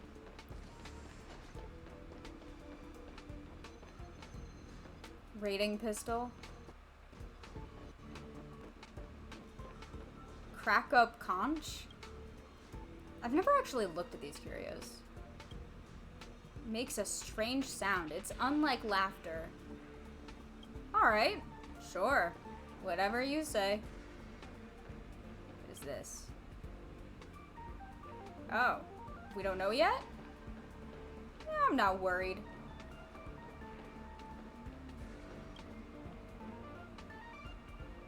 Total eclipse of the heart. Alright, sure. Oh, this is where we started the game. This is where Don Hung and Stella found us. Hello, Herta Puppet. Where are all the fucking collectibles on your spaceship, girl? Okay, well I'm... okay. Let's go down a level. Ow.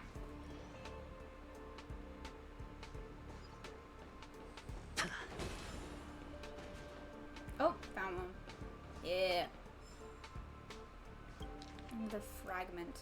Oh my god. Okay, 44. We're getting there. We're getting there.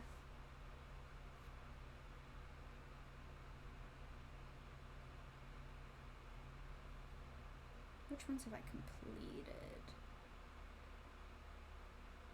Collected Herta's manuscripts. Letter from the Comet Hunter. Comet Hunter's treasure. Space Station love poems. Excellent. Can't wait. I'm almost done with the researcher's memo notes, Adler's research, and I still need to find Dr. Ratio's notes. Why did they name him Dr. Ratio? That's so unfortunate for him. Like that. Because I'll never be able to take him seriously. The details tell me about capability. Word count tells me about attitude. Okay. Okay. What about this screen? What's on this screen? Oh. It's a bit damaged. Well, that sucks. Whee. Okay. Die.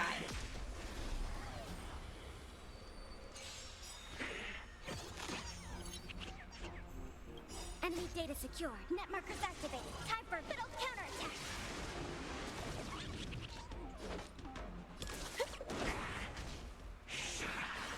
Commencing support.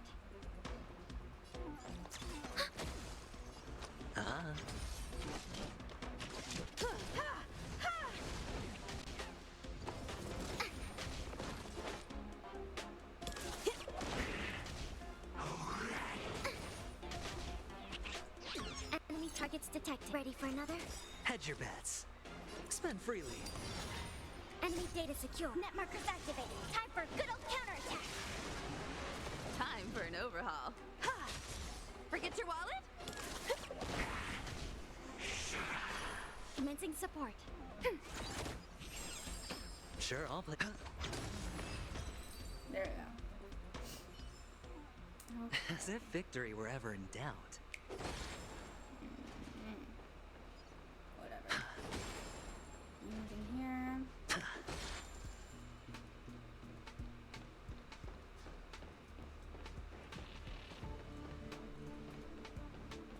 Okay, wait. Did that just bring me back up? Yeah, it did.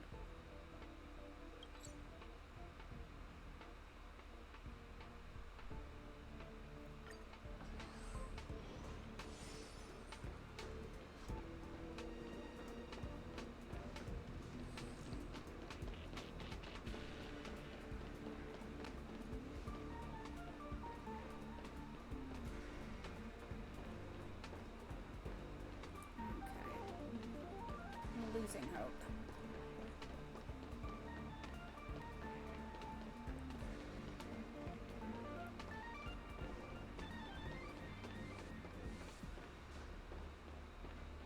I think that's everything on this part of the map. Most likely.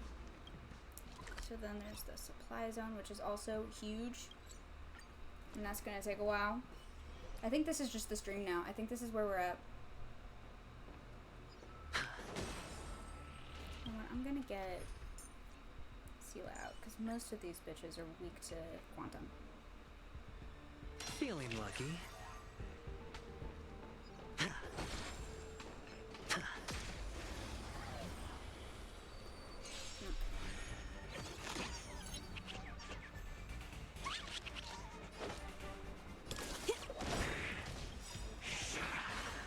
Come feast your Happy New Year!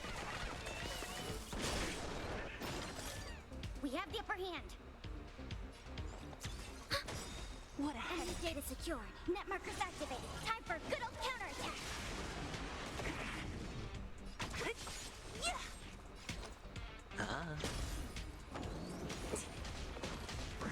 Don't throw the game. When I finally Don't mess with me.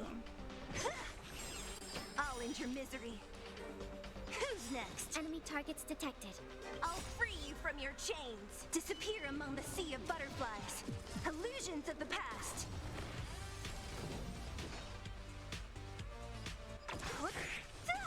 Turn out your pockets. We have the upper hand. Hedge your bets. It's on me. The dice have been cast. Bust. Or maybe I'll take it all. All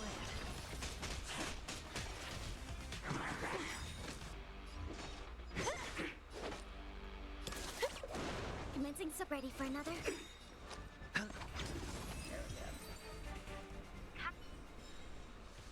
As if victory were ever in doubt.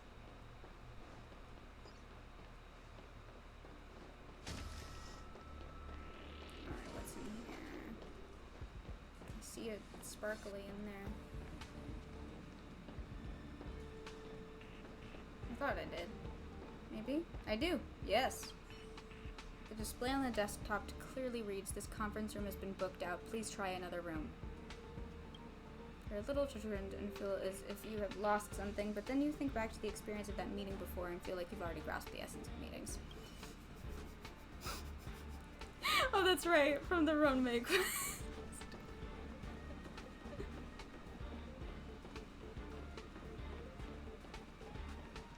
I have grasped the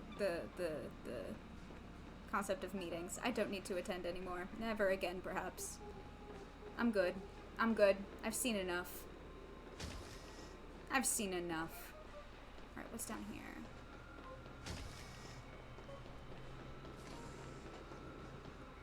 Hello, Adler. What's up? Nothing. Damn.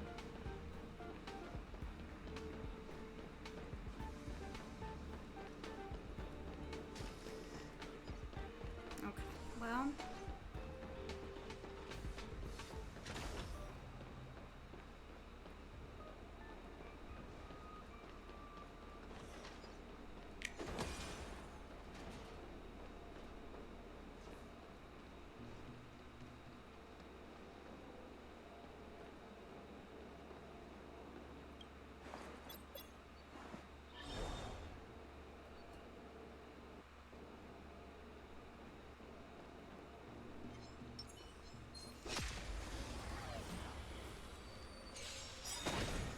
Don't throw the Enemy game. data secured. Net markers activated. Time for good old counterattack. Enemy targets detected. What a headache. Hell yeah. A sharp scythe needs targets. So true, girl. Okay, where? Oh, I know where we are. Okay. I don't see anything here.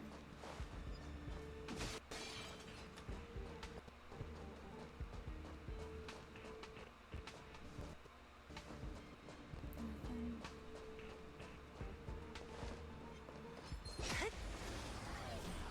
Get scythed. Idiot. Come feast your eye. Happy New Year.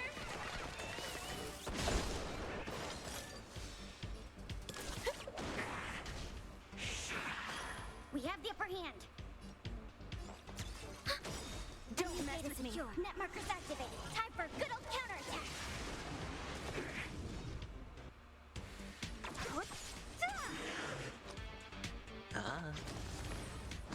No dirty tricks, alright? What a headache. Who's next? Ready for another?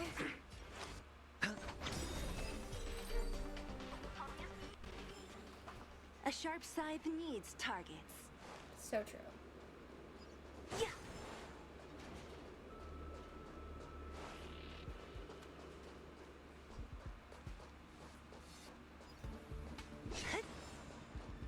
Oh, hi.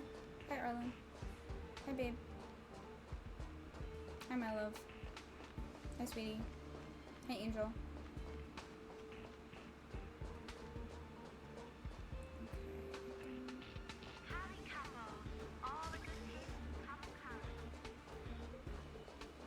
You give up?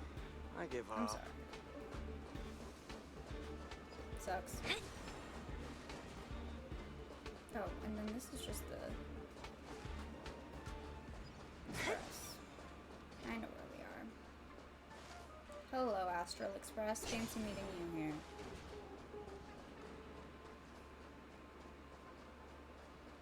I don't think there's gonna be anything over here. I think you're laying it on a little. Yeah.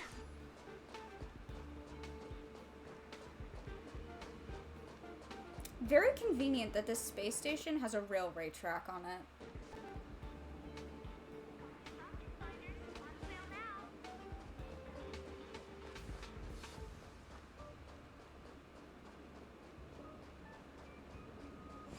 Hello, Doomsday Beast.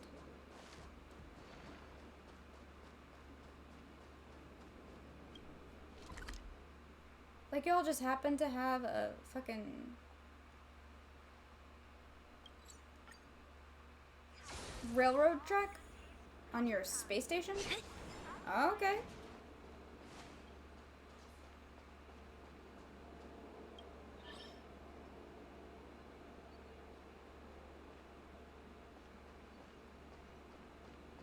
What is this? Yeah.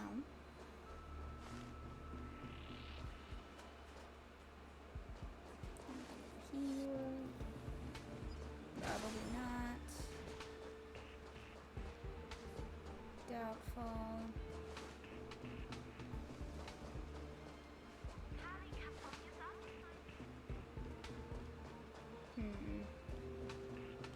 Okay.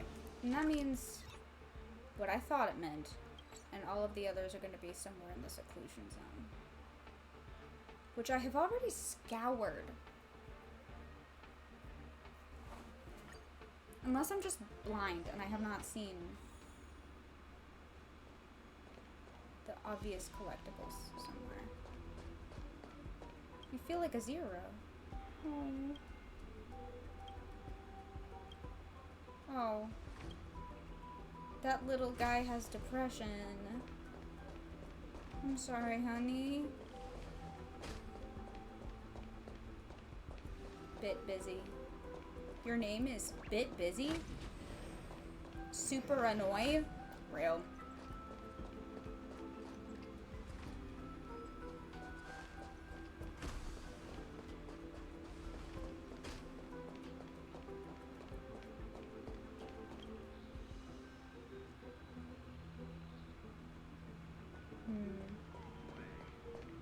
Don't see anything.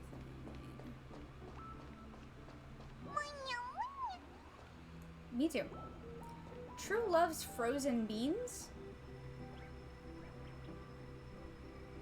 True loves frozen beans is this guy's name. Yeah, okay. Okay. Sure. Whatever you say.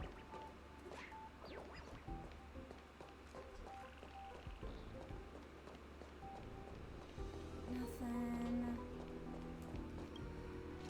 Okay, what about... We'll go over here. Ah, beans. Exactly.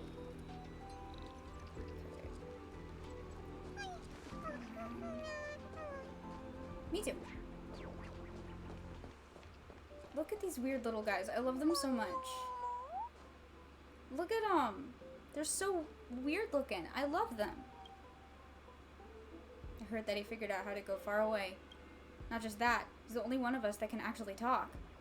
Are you looking for him too? I heard he left not long ago. We should have bounced from this place ages ago. Staying here is just a waste of life. Who? Whomst? Whomst? Oh, there we go. There's one. A Dr. Ratio note. Excellent. What am I investigating? Ah. Yeah? Alright. We need one more Dr. Ratio note. And then a bunch of other shit. Herta, where is everything? In your goddamn spaceship. I want a name just like Wendy. Hey, bestie, if you want your name to be Wendy, you can just name yourself Wendy. It sounds cool. I heard that Whoopi's saying that every one of the researchers shares the same surname. So have you decided what Wen to call yourself? Do you mean the model that Joseph summoned? Yes, I heard it lives above our heads. Huh? Are you talking about your names? And how they show up above?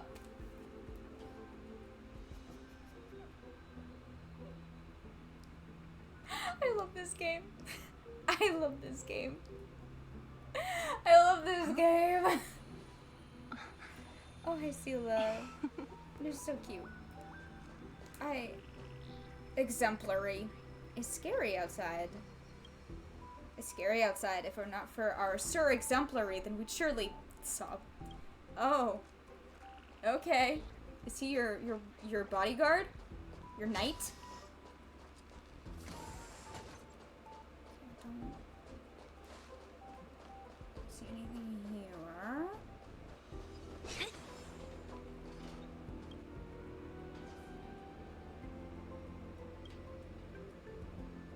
Puzzles as to why the screen is hung so high up in the space station. At the same time, your thoughts begin to wander. You snap out of your boundless imagination and realize what you have peaked is merely the tip of the iceberg of the entire space station's theoretical results. The realization leaves you in awe of the space station. What does that mean? Did I just figure out the meaning of the universe on accident? Damn. I'm so cool. Okay, well that wasn't anything. Okay, wait, where's... Well, damn.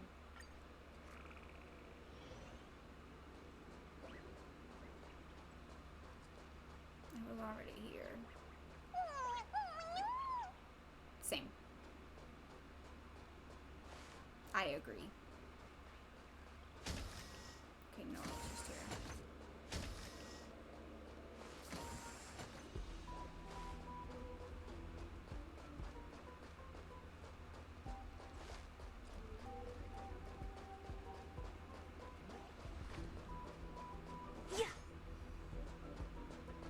Guardian of the domain. Why are you sitting in a crock pot? Hello? Do you have any notes? No. Damn. Well, bye, Guardian of the domain. Oh, I bet there's bugs in here. Yup, fucking bugs. Wait, I'm gonna get... We're gonna do this and this. Hello, Trailblazer. Fancy meeting you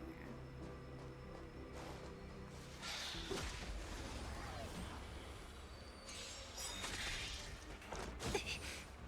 I'll free you from your chains. Disappear among the sea of butterflies. Illusions of the past. We have the upper hand. Any data secure. Net markers activated. Time for a good old counterattack. So you are afraid of me. I'll end your misery.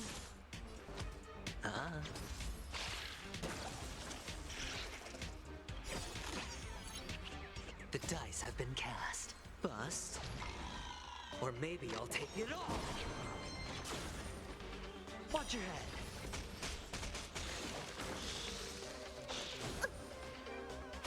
So you are afraid of me. Commencing support. Hedge your bets. It's on me. Let's make it quick.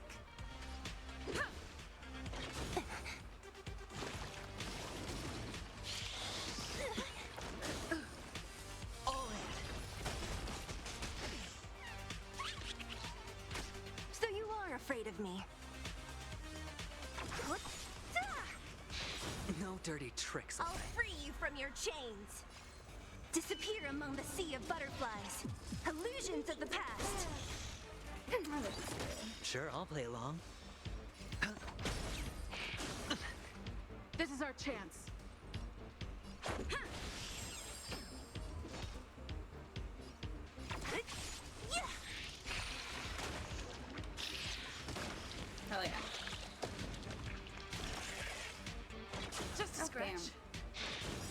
lot of bugs. Watch your head.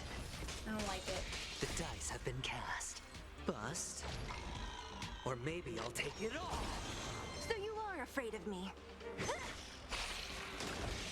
I'll end your misery. All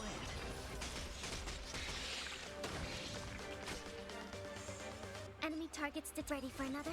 Hedge your bets. Alright.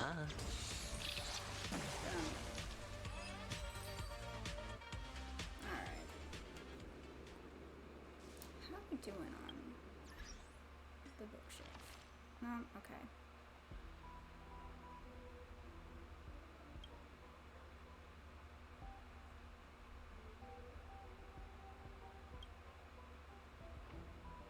Where the hell do I find a poem about Herta?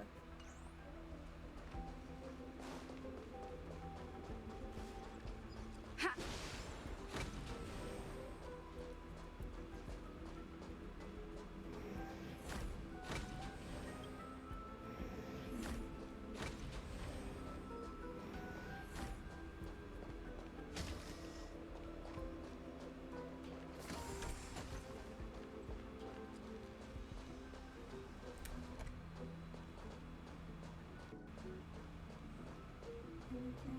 No. No, of course not. Damn. Alright. Let's see.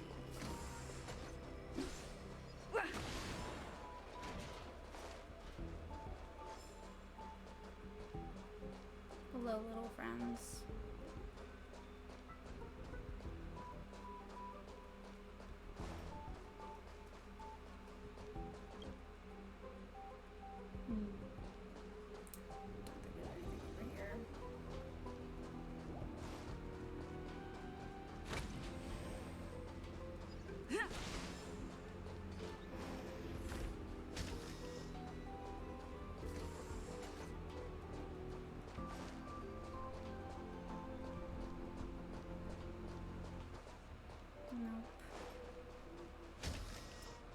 Damn.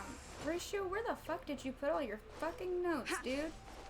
Why are they so hard to find?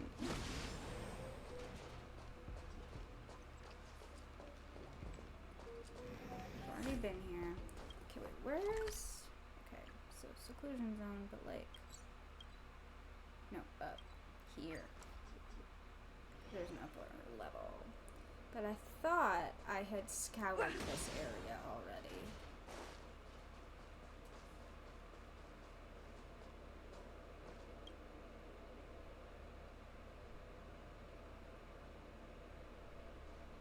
Oh, come on.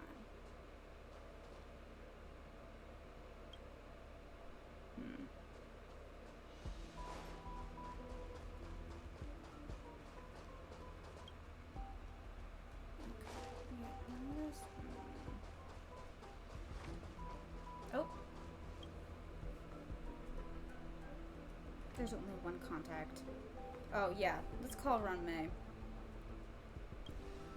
Hello. My name is Ram May. I'm not one for introductions. It's nice to meet you.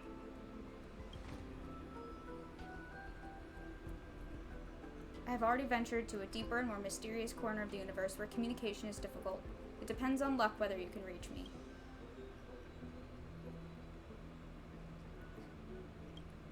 I got voicemail. Oh, communication 1 or communication 2? Communication 2. What does that mean? Oh, it goes through. Hello, people rarely dial this number. Are you a member of the Genius Society or a space station researcher? Oh, of course. Frankie, I remember your smile, fear, temperature, and eyes. Ron May, I love you! I remember all the snippets of memories we shared. Tiny details that flow like little streams make up the world. Yeah, you gave me anti-truth serum so that I could only lie about you. Which is wild.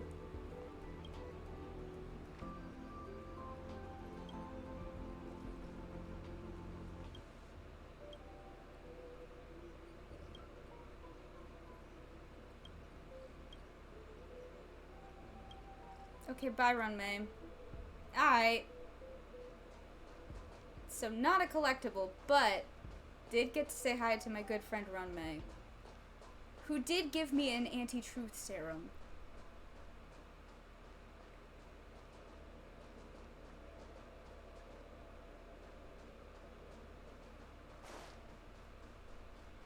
I'm not finding anything. Emergency repairs. Well, alright. Nothing? Nothing? Dr. Ratio, where are your goddamn notes? Where are they, sir? Where are they? Where did you put them? Why are they so hard to find, brother?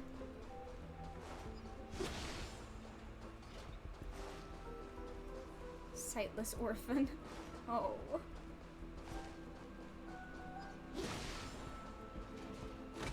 This is just an elevator, right? Yeah, that's not... I mean, where haven't I looked? You know what? I haven't looked in Herta's office. That's the only other place I can think of. It's getting late. Where to now?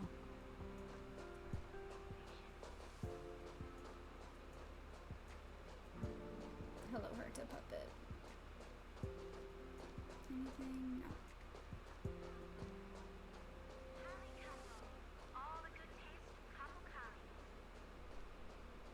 Nothing. Oh, there's one. So that's all of the researchers' memo notes. Hell yes. Okay. So then...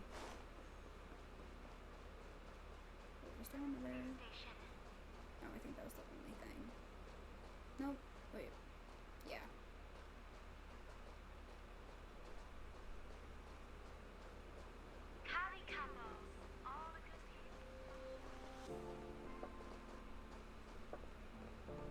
Trash can.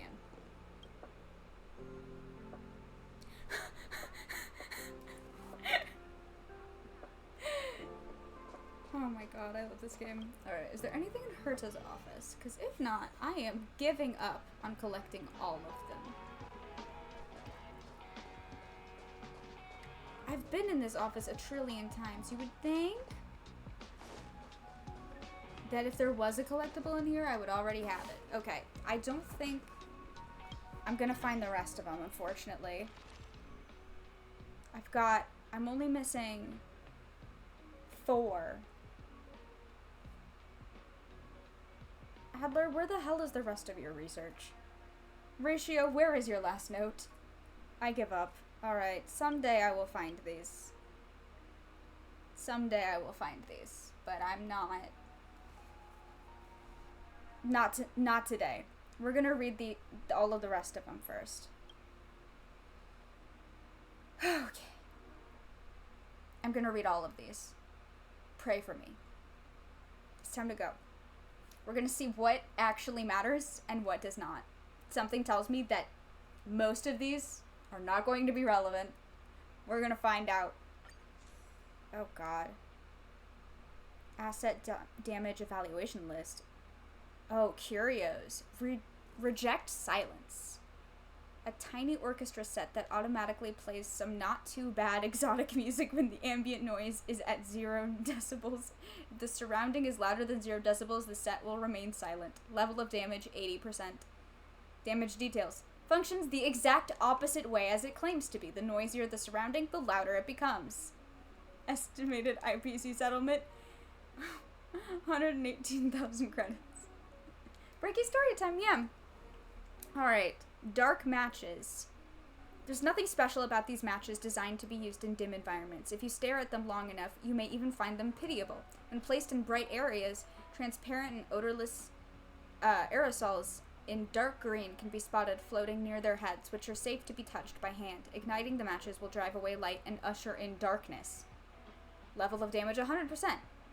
Unexpectedly, monsters from the Legion found them particularly interesting and stole them all. 32,000 credits. Alright. Interdimensional bed. Asset category, immovables. Situated in the Herta Department of Implement Arts, this bed lies in the middle of scented lime green vines. Those sleeping in its fragrance will in their dreams cross the boundary between dimensions and travel among the stars. Level of damage 10%. A number of vines were burned down. Please replace them by collecting new ones and deliver through interastral shipment. Railway platform. Yeah, movables. Platform used to host guests of the space station and park spacecrafts. Level of damage 50%. Truss structure deformation. Need concrete. 5 million credits. Astral Express. Now wait a minute. That's not one of your assets, Herta. You don't own the Astral Express, my love. Spacecraft parked at the space station platform. Should the craft be damaged, Herta Space Station bears minimum liability. Level of damage 20%. Multiple scratches on coaches. Damaged paintwork. High energy cost against mileage. Odor from monsters. Delayed schedule. Opportunity cost. Extraordinary wear and tear. Psychological damage. Psychological damage.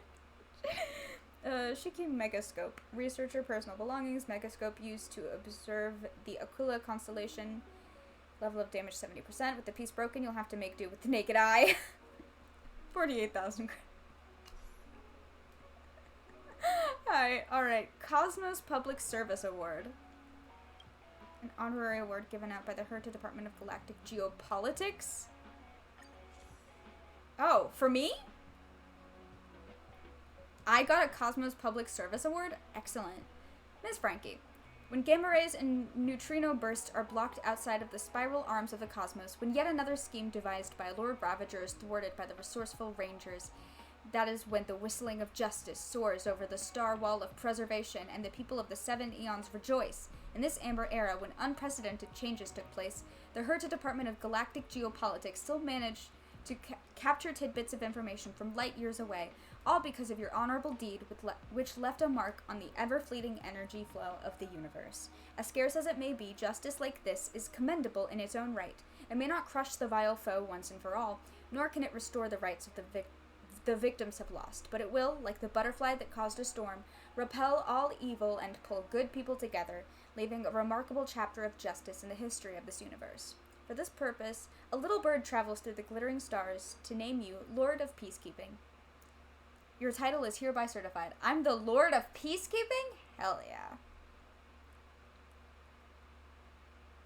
Cool. I don't even remember why I got this award. I don't remember even a little bit. Letter from the Comet Hunter. Okay. To any Herta Space Station researcher who picks up this letter. Hi there. You still alive? Call it a bummer if you want, but the fact that the space station is surrounded by Antimatter Legion is hardly news to anyone. The entire universe knows about it, except for the indifferent, head-in-the-sand bunch worshipping preservation. Other folks would at least make a bet during their downtime on how much time the space station has left. If you ask me, I'd say the space station is done for. Didn't think the Legion would actually do their job this time. Bad news for the space station, though. I, on the other hand, made a small fortune out of this. I wonder how livid your Madame Herta must be. My new boss has made it clear, if this genius really does need help, the Intelligentsia Guild is willing to put everything on the table, as long as she recognizes that the Genius Society is not any better than the Intelligentsia Guild. What say you? Tell her about this generous offer. If things do work out, send your reply to the Tavern World's End. There's a seat if you walk in, turn left and walk 5 steps. You'll find it on the 9th row, the one with an iron bell and an Aster falciparum plant hanging over. Shove the letter under the 4-liter Capocali tankard. Ha! Obnoxious former researcher of yours, Jose Lazaro. Alright. To young researchers in the Department of Cosmic Geography. My young fellows, pals, or whatever. Behold! A tapestry lies before you, on which your former Department of Cosmic Geography colleague waved in his discovery and realization after he made a breakout from the Herta space station for the Grand Cosmos. The Interastral Peace Corporation won't sell you a word of what I'm about to say, even if you hand them 1 million worthless credits that you have to sell your homes to get. And do you know why? Because what I'm saying here is about freedom, rebellion, and instability, things that evoke hatred from the IPC, which loathes risks and only cares about making employees mindless machines. The best the IPC can offer is to distract you with 1,000 exotic wares and 1,000 false choices from what truly matters. Ah, capitalism. This is precisely why it attempts to please many factions. It's trying to hide the reality we live in under a facade of false prosperity and happiness. Ah, capitalism. Ah, capitalism. Now is the time to face the truth. When I was with the Herta Space Station, the Department of Cosmic Geography was looked down upon by all other departments. Those self-righteous biologists, politicians-to-be, fortune-telling conjurers, and profiteers, all of them despised us, thinking that we were too incompetent to study anything else other than playing with stones and mud. But once you leave the Herta Space Station, you'll find that truth couldn't be further away from what they led you to believe. Our knowledge of the scale of the cosmos is on par with that of the nameless who traverse the universe. Our desire to learn more about the geography of the universe was once blessed by the trailblaze Eon, who laid down star rails to connect the planets, linking the far corners of the universe, even the dark areas. The deity goes by the name of Akivili. On this course paper that didn't cost me a penny, I share with you the teachings they left us before passing away. Be proud and look skywards.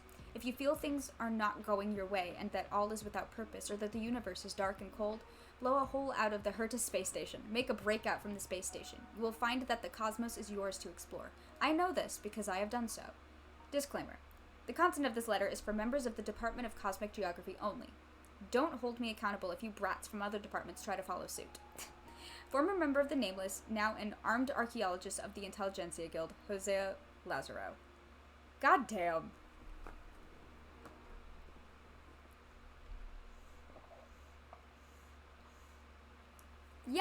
Yeah, brother. Capitalism sucks ass. Okay, last one. To the old friends and enemies and new ones. Those of you who don't know who Hosea Lazaro is, feel free to ask the head of the Department of Implement Arts. I can still recall the man in charge of the Department of Implement Arts when I was a junior researcher trying my best at work. Wen Huairen was his name, the old man of Wen... I'm not even going to try and butcher these names. Old Miser really enjoyed cutting our research funds. He slashed the supply of instruments used to test the composition of atmosphere and soil on different planets and used the money to buy showy antiques from the IPC, calling it business exchange.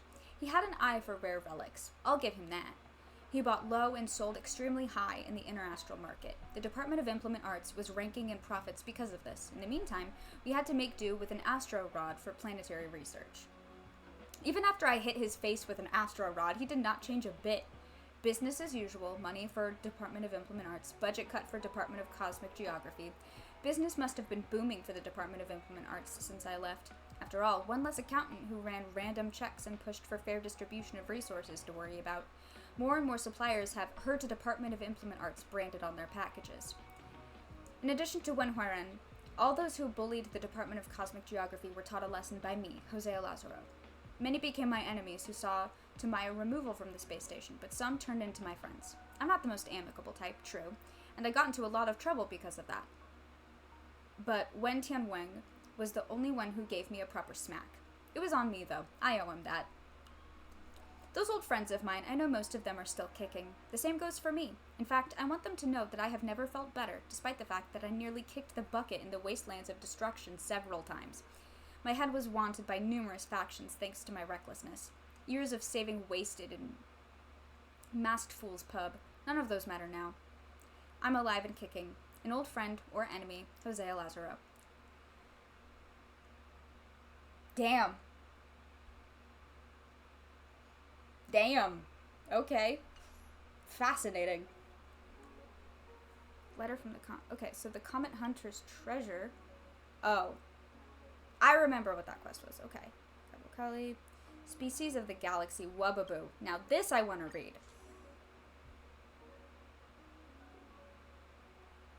What?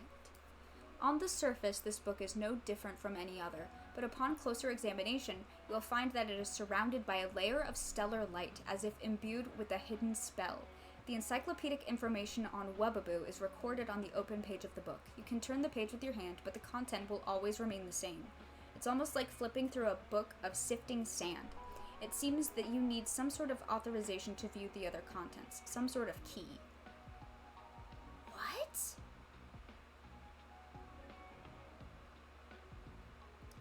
galactic species serial number, spiritual number 415. Species name, Wubbaboo. Cosmic nickname, Wubba, Jinx, mischievous astral spirit. Category, kingdom spiritual organism. Class astral spirit, order shapeless. Family spirit essence, species Heliobus. Heliobus? I thought that was a term specific to the Sanjo. I guess not. Wubbaboos are Heliobi? That's wild. Okay, research summary. Spiritual organisms represented by astral spirits can be traced back to the recorded beginnings of the Amber Era. The Leviathan's conception theory believes that some elder Leviathans were run aground after the Dusk Wars. That's a lot of words that were just thrown at me. That's a lot of terms. Leviathans? The Dusk Wars? What the fuck were the Dusk Wars? What? Why is all fucking Star Rail lore presented this way? I always leave with more questions than answers. Every time. And not just like one or two more questions. Like a laundry list of questions. Every time. What the fuck? Okay, well, the Leviathan's conception theory believes that some elder Leviathans were run aground after the Dusk Wars. During their lengthy slumber, their decomposed cells became the seedbed for organic organisms, and their dissipating life force became wandering astral spirits. However, more and more scholars have begun to publicly denounce the Leviathan's conception theory in recent years. Other nascent theories are not included here.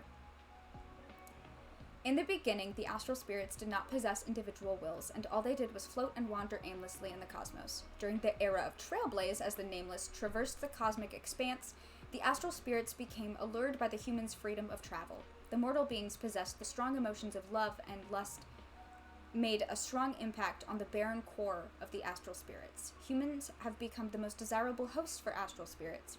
The astral spirits would follow the scent of emotions and find their prey, possess their body, and turn the host into a mindless walking corpse. Hosts that aren't able to fuse with the astral spirits will die on the spot. A verified case of a Nameless named Erwin Hessler became possessed by an astral spirit and managed to form a symbiotic relationship with it. Those possessed by astral spirits and ended in tragedy are lost as time goes on. Okay. Well, yeah, because not all of them, yeah, because, no, because Huohuo isn't possessed by Tail. Tail is just bound to Huohuo, right? Yeah. So that's different. But damn! Afterwards, these types of spiritual organisms hid and blended into human society. Their exceptional abilities to sense emotion and control people's hearts and minds are feared by many. Yeah, I would imagine! Wubbaboos have inherited the abilities of their astral spirit ancestors, but are not as deadly. Oh, excellent. On their own, Wubbaboos enjoy scaring people and appear as ghostly, semi-transparent, shifting forms. After attaching itself to a host, the personality of the host will change dramatically and their behavior completely altered. After committing a series of pranks, the host will regain consciousness. If the brutal acts of astral spirits are for the purpose of possession and evolution, then Wubbaboos roaming would purely be for fun. That's right. They go around being mischievous for no specific reason and would leave after they get bored. The ruckus would end and the host would return to normal, but the damages caused along the way cannot be salvaged. According to the space station's Adler's tier system, Wubbaboos fall under the medium containment level. Although it does not pose a deadly threat, it does have the potential to cause a lot of trouble and should be kept from breaking loose. That is fascinating. Okay. Interesting. So, all Wubbaboos are Heliobi, but not all Heliobi are Wubbaboos. Interesting. Interesting. That's interesting.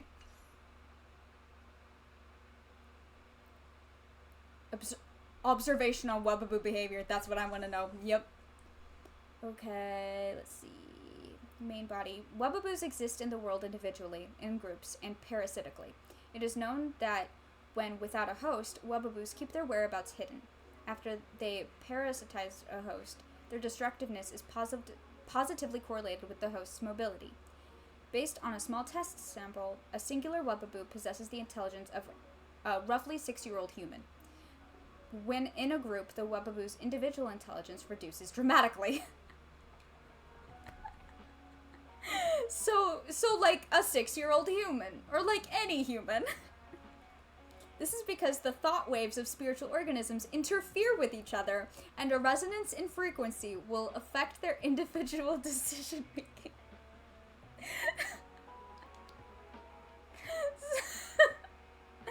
Whether with or without a host, the actions of the Webaboo and its host will abide by the 4 following rules. 1. Happy Webaboos will quickly run around a room with 5 or more corners. 2. Sad Webaboos will gather in an empty room and share their unhappy thoughts with one another. 3. Angry Webaboos will expose themselves to strong rays of light. Some Webaboos will not be able to bear strong emotions and scatter into cosmic dust. Oh my god. 4. Calm Webaboos will experience the strangest period of their life. They will destroy everything in their path and prank organisms around them out of no reason but pure mischief, truly living up to their nicknames of being a jinx or mischievous astral spirit. Oh my god. Cited references. Webaboo possesses Space Station Brute, steals 113 pairs of radiation protective boots in under a month, caught due to unbearable odor. Oh my god. Cited reference Blitz. Quickest collection operation in station history. Webaboo possesses 70-year-old woman, caught and booked within 5 minutes. The first sample is taken from researcher Adler. Due to Adler's spectacular display of intelligence in his age group, the results were ineffective. The second sample is taken from researcher Wen Xiling. This paper has adopted the test conclusions of this sample. Reviewer feedback. It's common sense not to reference urban legends.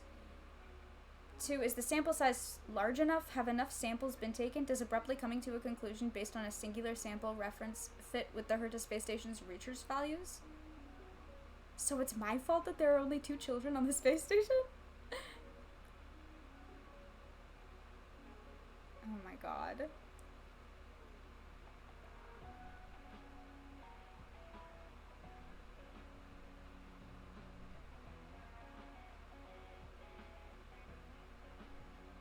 Obsessed. Okay, let's see. Herta's manuscripts. A book about the universe, eons, factions, and everything else written by Herta. Ooh, about the eons? Oh god. Okay. Okay. God. Okay, but none of these look like they're about the eons. It looks like it's about... Okay, we'll see. Whatever, Herta, what do you have to say? Herta, what do you have to say to me? On that day, Scholar Cleo from the Candelagraphos asked me, "Is there something you would like to write for the universe?" I told her there was nothing, and she replied solemnly, "Please, just write something." It's a request from the IPC. To be honest, I've never thought about this before. The Genius Society has its own rules and rarely ever shares anything with the outside world.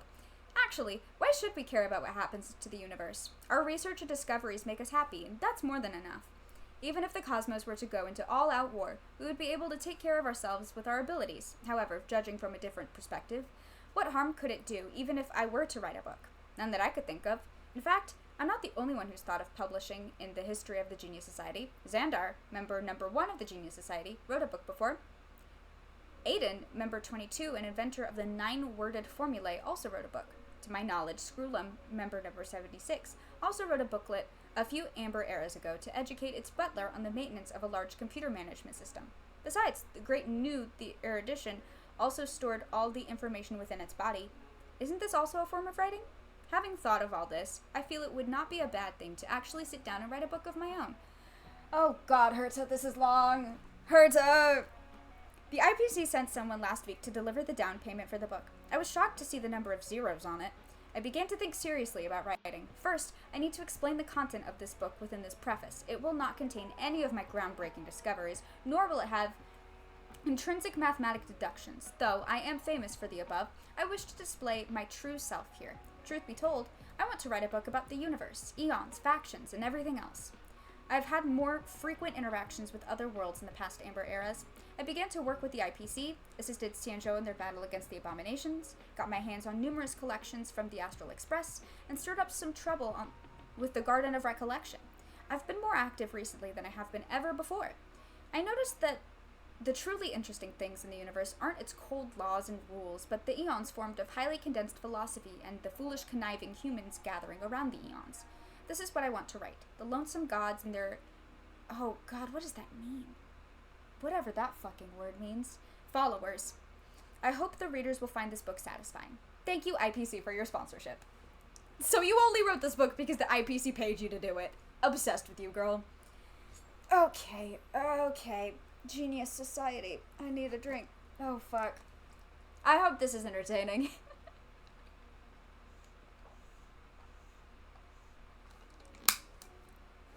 Oh god, Herta. Alright. Chapter 2. Wouldn't this be Chapter 1? Because that was the preface. Oh well. Chapter 2. Genius Society. Please consider the following question.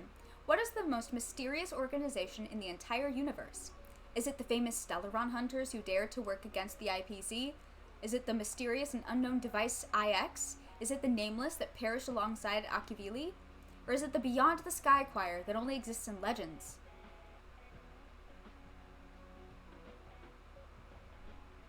When did this come out? I'm having a great time. Good. I'm so glad. When did we get this? Because that's the Beyond the Sky Choir. That's a reference to Robin and Sunday.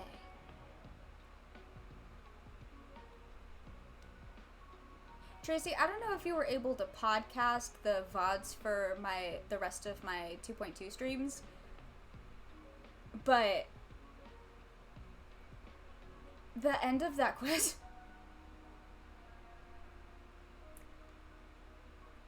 like, I'm still not okay about it. Like, I'm so, like, the opposite of okay about it. Oh my god. Okay. Beyond the Sky Choir that only exists in legends, and also, fucking Robin and Sunday are, like, somehow connected to it in a really fucked up way. Because, like, they're Holovians. Not yet. I'll let you know when I do. Hell yes. No rush, because that last installment is over 6 hours long, and...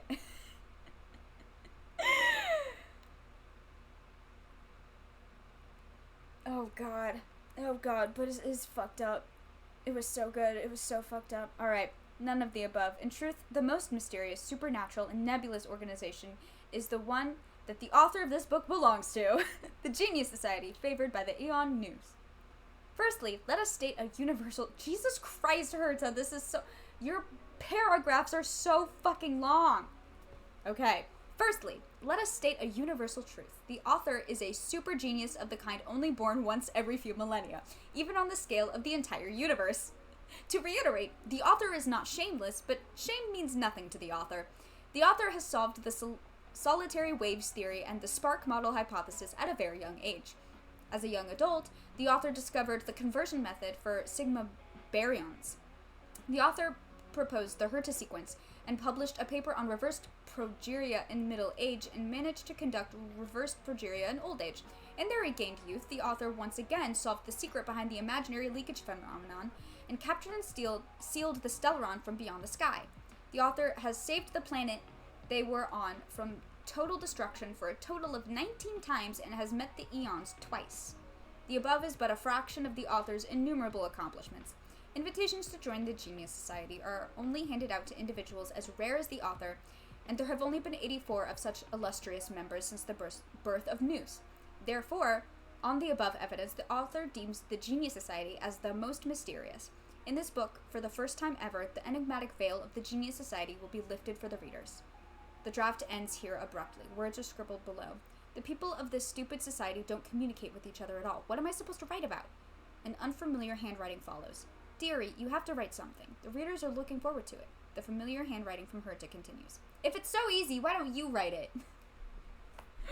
Oh my god. Herta, I love you. God, she's done a lot, huh?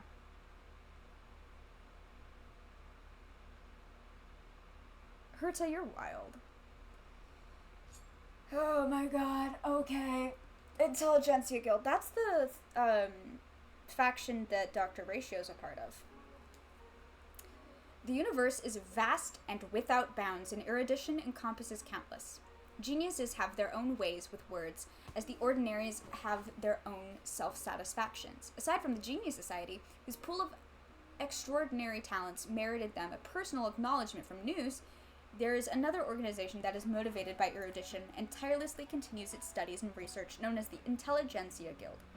All personal bias aside, the hard work of the Intelligentsia Guild deserves a degree of respect. News's club is filled with weirdos, lunatics, lone wolves, antisocial geniuses, and outcasts. Though they continuously produced astonishing findings, they never share this knowledge with the outside world, let alone publish it. With this book as an exception. The philosophy of the Intelligentsia Guild is to instead communicate and share. Knowledge is a type of hard currency, and miracles are only brought about when currency is in circulation.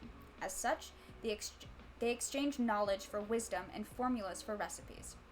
The IPC accepted and sponsored them in a very generous fashion, lending them the near infinite powers of the IPC and the technology to move across worlds. The scholars traverse across many worlds and collect all valuable knowledge, turning it into a commodity. The Intelligentsia Guild is more like a commerce group when compared to ordinary researchers. Their structure is built upon basic individual organizations of schools, each responsible for their own earnings and expenses. The scholars would research and trade the knowledge they've acquired in their area of expertise, trying to obtain truly priceless treasures this way. The following are a few more renowned schools for the reader's perusal. Oh boy, okay. The Synesthesia School. Synesthesia School? The Synesthesia School is undoubtedly the school that has made the greatest contribution to the cosmos. For a very long time, communication has been a critical issue that has troubled the IPC. The foundation of any trade is its contract. However, the drafting of a contract requires mutual acknowledgement of its terms, and there is a long and complicated list of languages spoken by intellectual life forms. The researchers of Synesthesia School worked to build a common thought bridge between the different species known as the synesthesia beacon that's widely used today. Yes! I recognize this. Synesthesia School forced fic is assigned reading.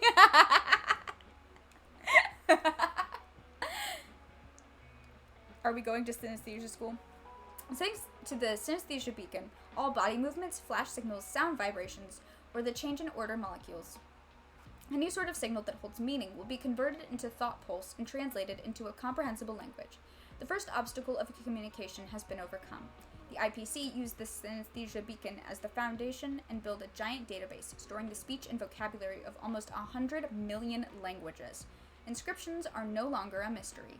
100 million languages. That's crazy. It is said that the IPC is still paying the Synesthesia School a hefty licensing fee each quarter. This school has the wealth of a nation. A reliable contact has informed the writer that the next research topic of the Synesthesia School will be long-distance communication via ultra-remote sensing technology. This technology was already invented by Elias Salas, member 56 of the Genius Society, and put into the use of the Genius Society over 100 amber eras ago. But of course, the geniuses encourage the average Joe to continue to develop their own erudition. Alright. Ow. Okay, Astral Ecology School. This school views the cosmos as a large ecological observation subject. They are obsessed with studying the void song whale, radiant jellyfish, and other organisms of the cosmos. The school earned its recognition for the discovery of the celestial comet wall. The IPC was exhilarated to hear the confirmation that this was an ancient creation of Klapoth, aeon of preservation. They paid the school an incredibly large sum of money, once again proving the old saying of, work smart, not hard, to be correct. Oh my god. Candellographos. The Candellographos is the printing department of the guild. They are made of countless authors, transcribers, typists, programmers, and workers who produce books. This school is founded upon the noble gesture of altruism. surrendering selfish scientific research and throwing themselves at the grand service of sharing wisdom with more people. The science of the Intelligentsia Guild is gathered here and organized into books to be published and sold to all the worlds. The most famous series is definitely The Traveler's Guide.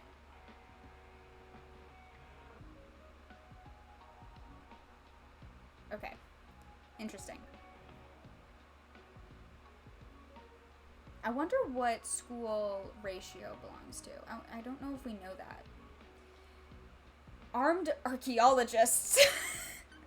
I want to be an armed archaeologist. Isn't that just Indiana Jones? That's just Indiana Jones. That's just Indiana Jones. Indiana Jones is part of the Intelligentsia Guild? I didn't know that. Canon, you heard it here first, folks. Armed archaeologists. This is a school passionate about cosmic exploration and archaeology. They are always headed to the most desolate planets and exploring the most dangerous ruins. Try to imagine a group of scholars armed to the teeth leading a dozen mercenaries out of an exploration vessel and crawling in and out of the crevices of ancient buildings that have been forgotten for countless amber eras. Yes! They would leave behind the few fools that accidentally triggered various traps as an offering. Shit. Indiana Jones, but fucked up. Upon reaching their destination, they would dig up valuable artifacts and ancient writing before calmly laying down explosives and opening a path made from total destruction. They would then happily board their ship and leave. Some say they look more to be mercenaries than scholars, but that's up to each person to interpret. Damn. Quantum History School. This is a new school reformed from the bankrupted Psychology History School. Its original purpose is to find the influences of disturbance and patterns of change hidden throughout history, and then make predictions for the future. However, they've become a group of scammers that use a series of complex calculations for fortune-telling. The reason I've included this school is to wrap up this interesting piece of writing with a funny joke.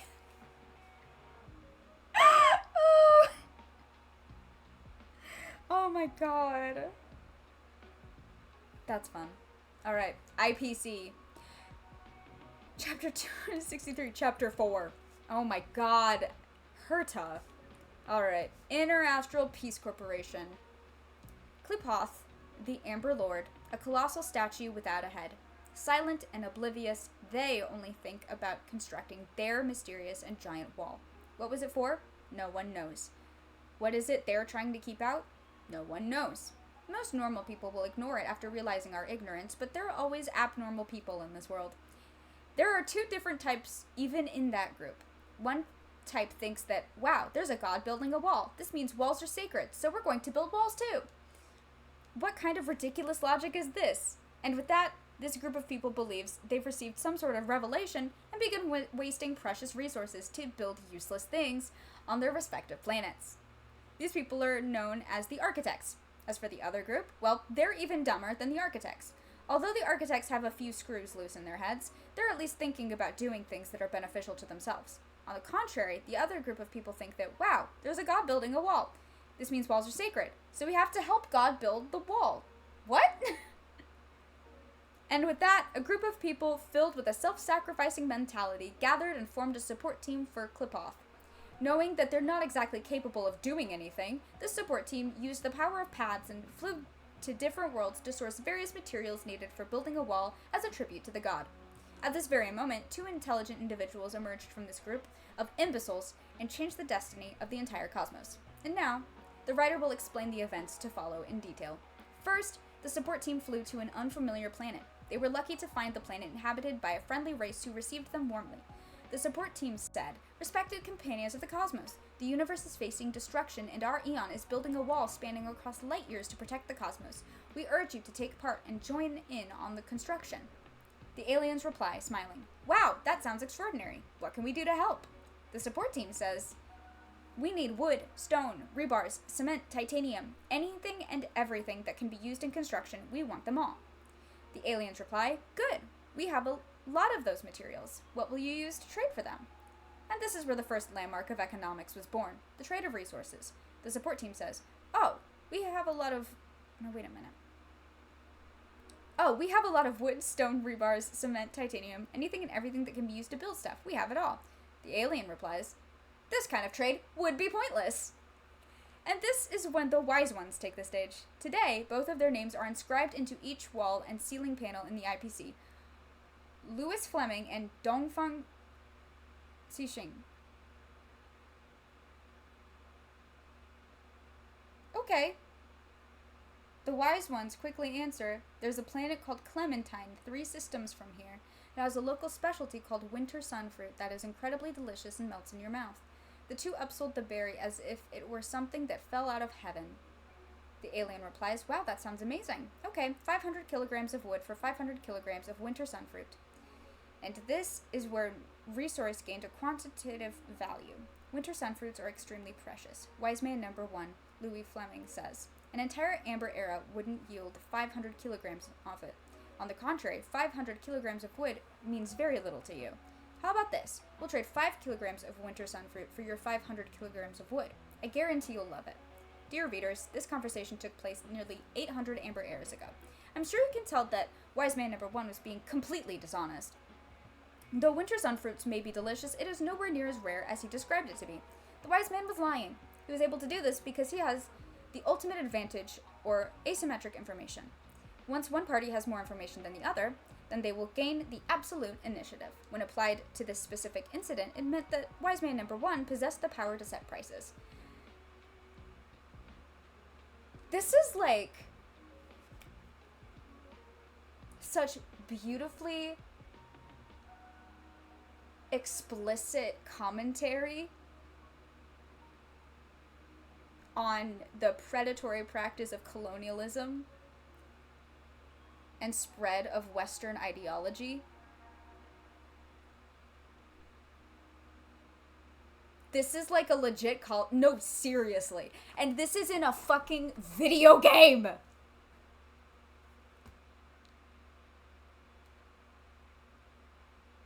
I've had college professors that taught like this.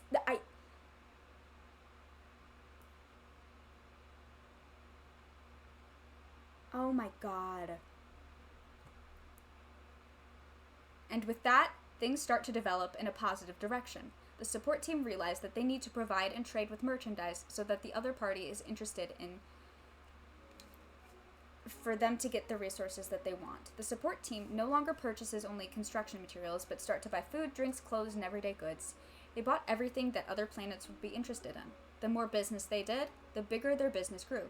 Intellect number 2, Dongfang Qixing, realized something. If they're the only people in the entire cosmos that are in the trade business, then it's time for them to set their own rules. And with that, the galactic currency was born. More than 770 amber eras ago, Louis Fleming and Dongfang Qixing announced the reformation of the support team and started the Interastral Peace Corporation. At the same moment, the IPC introduced the Universal Galactic Currency credits. Ever since that day, the people of each planet never had to worry about how much they could trade for their local specialties. Everything already had a price tag attached to it. They would receive credits from the IPC and use the credits to purchase merchandise from the IPC. The market is no longer comprised of 3 parties with the IPC in the middle. Now, people can purchase goods directly from the IPC. Although the sellers and buyers didn't exchange much, this actually forms a great advantage for the IPC. The buyer and seller asset movement seems to have come to a halt. Halted asset means that there are now deposit capital. Assets valued in the trillions have suddenly become hidden behind the IPC's credits and immediately filled the IPC's pockets. But the IPC has bottomless pockets. And just like that, the IPC turned from being just a small organization sourcing materials for an eon to the strongest force in the entire cosmos.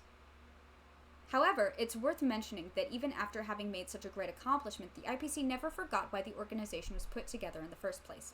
The construction materials the IPC has accumulated over nearly 800 amber eras are now piled across each planet surrounding Eon Klapoth. The Eon has never uttered a word about their actions, nor made any use of their offerings. Even so, the IPC's outlook remains unwavering. This is what you call faith. Wow! Okay, I was expecting this book to be just like Herta bullshitting I wasn't expecting to get the fucking history of the IPC. Damn, I did not know any of that. That's so interesting.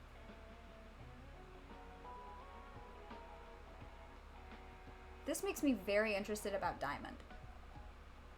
I'm very interested to learn more about Diamond. Because Diamond is the head of the 10 Stonehearts, but I'm pretty sure he is also the head of the IPC currently. If I remember correctly. And we've heard Diamond mentioned a couple times, notably at the very end of 2.2 when Aventurion was on the phone with Jade.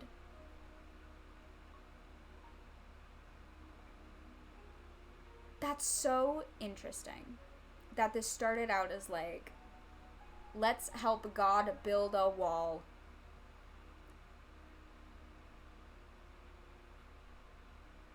And then they fucking invented universal capitalism and colonized the entire universe.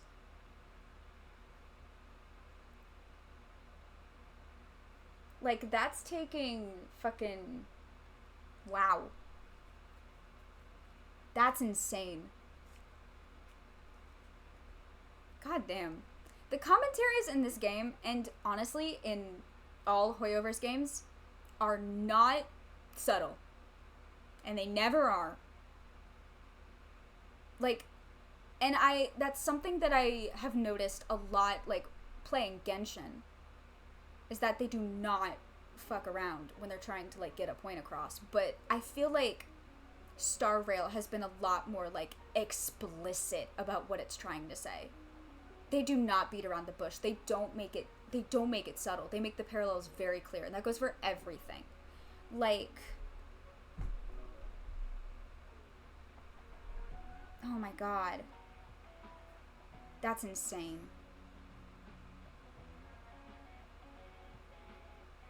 Alright, let's see. What else looks interesting?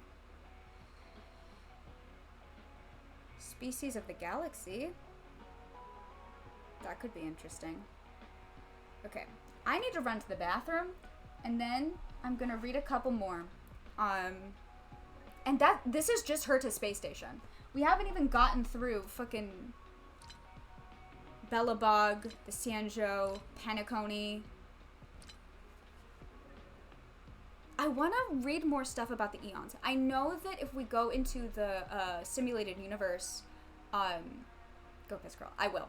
I'm gonna teenagers. Oh my god. I know that because this whole point of the simulated universe, the whole reason that because Herta even said in her manuscript that she wants to write about the Eons and the factions in the universe and like all these things that she's like observed in her time. She's fascinated with the Eons. She's met 2 of them, and she created the simulated universe as like a simulated way to meet simulated versions of the Eons, like observe their behavior, see what would get them to like reach out to someone and interact with someone like physically, so she can study them. It's a simulation where she can study the behavior of the Eons. So there's like a whole ton of information about the Eons. I may switch over to that. I will be right back.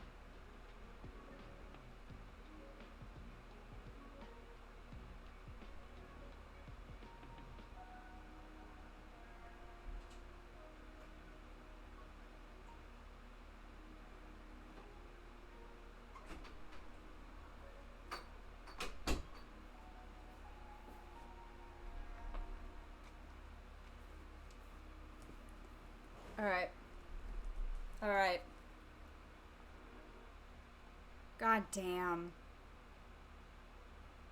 I'm still recovering from IPC lore.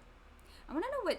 Okay, I want to read Dr. Ratio's notes, or at least 3 of his notes, and then I want to switch over and read about eons. What is warning? Okay, what did Dr. Ratio have to say? About snacks. Is he talking about Rome's creations? The snacks are crawling around everywhere. All the space station researchers should be fired. I've never seen a lab as messy as this. Or are these snacks running the lab? This is rude and unacceptable. He's 100% talking about Rome's creations. They're not snacks! They're living beings, okay? And they're my friends. About Scarakabaz. Oh yeah, that's the bug boss. It's always go big or go home for these geniuses. The technology department will never be able to come up with such a nonsensical research method. If you see this note, I wish you luck. I would turn around right now if I were you. I wish I could. In the Intelligentsia Guild, there are often mediocre scholars who are ambitious to make it big. They don't understand that the truth is dangerous, and a fool's imprudent pursuit of knowledge will only bring disaster upon themselves. I didn't see any clumsy fools when I was walking around just now. I finally discovered one virtue of this lab. You pretentious piece of shit. Oh man. I'm missing a bunch of these. Damn.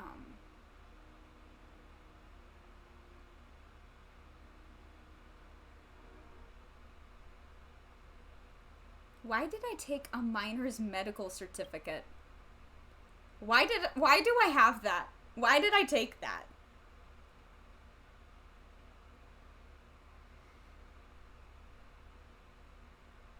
Claro Protection Society is something that I'm a part of. Natasha's list. Like, why do I have these things? Why did I keep them? Surreal. I remember that. I remember that world quest. Oh, Jesus. What am I missing? The Adventurous Moles? What? Stardust Rose. Salmon Bread? There's a book called Salmon Bread? Salmon Bread. A Child's Letter. Dream Chaser's Letter.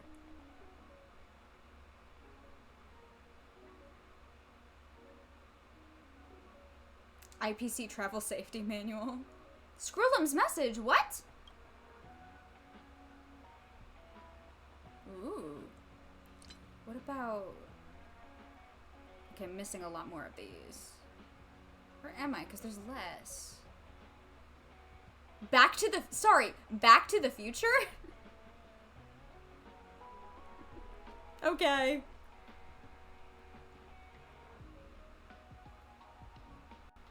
Cloud Knights against the Borisin. Isn't that all of them? Oh, a Foxy and Drum Chant story that tells of the brutal battle between a Cloud Knights general and the Borisin, famous throughout the Sanjo. That's cool.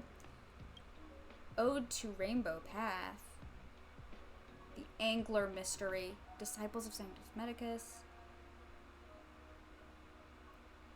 There's all kinds of shit.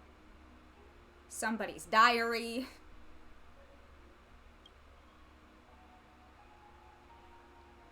A collection of intelligence on the Sanjo Lafu as collected by Don Hung? Okay, no, I need to read this. Oh, it's addressed to me. Okay. To me. As a fleet that sails eternally amid the stars, the main body of the Sanjo Alliance consists of 6 giant ships that encompass entire worlds. The Sanjo Lafu you are about to head to is one of them. So he must have given this to me before we even started the Sanjo quest, and I just never read it. Sorry, Don Hong. I forgot you gave this to me. Sorry, Don Hong. I'm reading it now. That's the thought that counts, right, Don Hong? The Sanjo Lafu we're about to head to is one of them. The other 5 are called the Yaoxing, Fanghu, Shuling, Yunque, and Shuming. Ah, the Shuming. I know that one. I know that one. All contain sights marvelous to the eyes. Information on the other Sanjo ships will not be very useful to this trip, and I will therefore skip them. This note will only talk about the Luofu. Once you board the Luofu, there is only one thing you must remember. You must not show any desire toward a long life or any admiration toward abundance, regardless of what you think and believe. You must have seen records of this in the databank. The Sanjo residents do not look any different from normal humans, but they are a long-life species that can live up to 1,000 years in truth. The Alliance constantly guards against any short-life species from pursuing the secrets of longevity, and the Sanjo Cloud Knights ceaselessly hunt the undead abominations created by abundance. As for other things, you will naturally learn them once you board the Luofu. I wish you a safe return.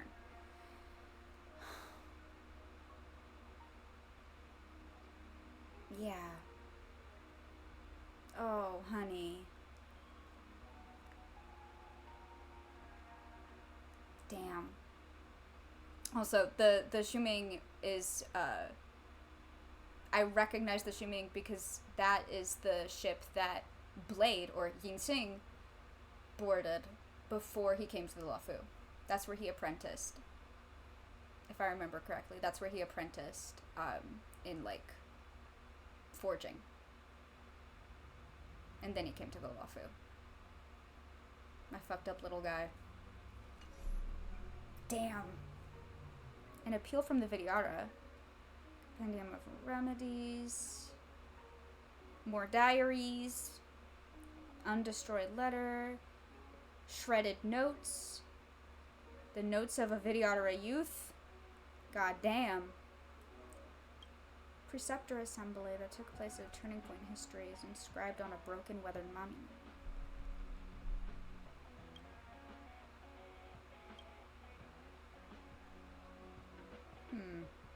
Interesting.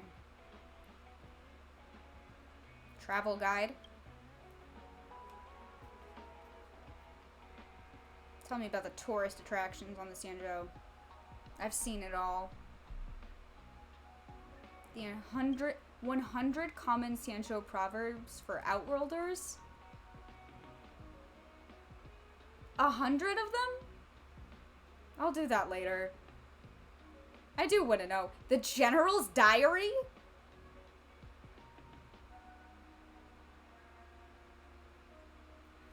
It seems to be a personal diary written in fits and starts by the General of the Seat of Divine Foresight. There is not much content in the diary, and for some reason, the diary's content is all about a cat.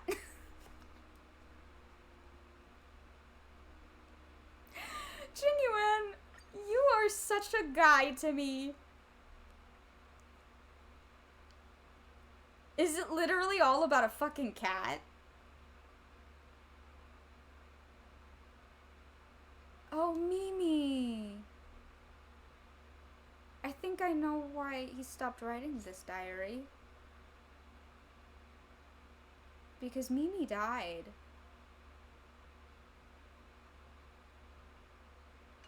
Oh. Oh. Well. Okay. Okay, what am I missing? List of arch enemies? A dossier from the Seat of Divine Foresight?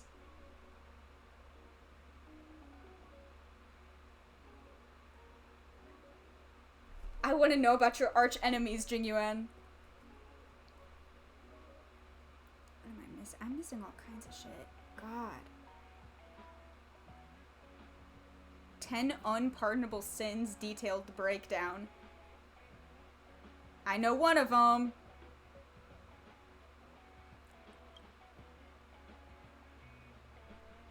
A study on Marastruck. What about Penacony?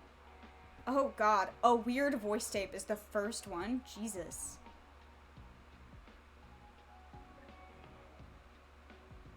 My romantic encounters. A lady's notes on her romantic encounter.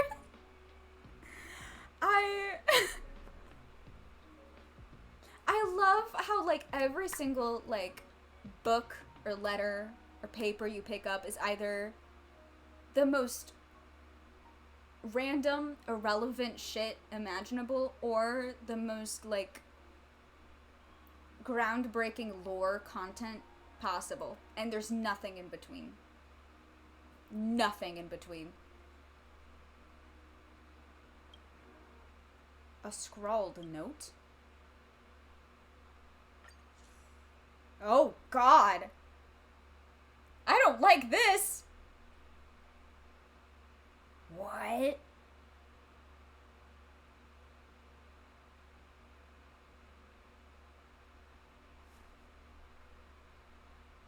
What?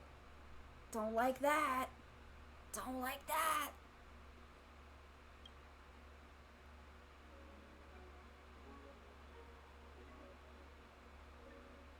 Hanu's adventure. I'm still missing some? Damn. Yeah, I'm missing a lot of these. I'm so sad. What am I missing? Victim Liz? Knight of Bruce? Odes of Harmony? Where do I get that? I want that, because Robin referenced that. An unsent letter, a handwritten letter, a letter of complaint, a letter of diffidation, Death of the Crow. I didn't think Honkai fucked around like that. Oh, it does.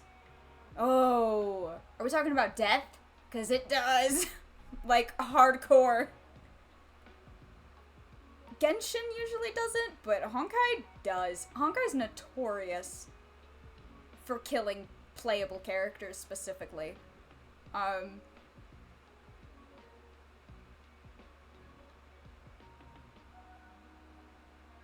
Penacony Flight Guide. I want Death of the Crow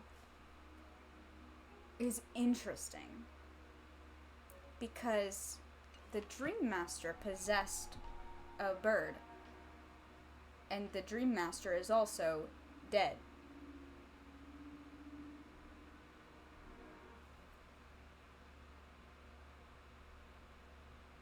God damn. Okay, wait. I want to get into... Wait. No. No.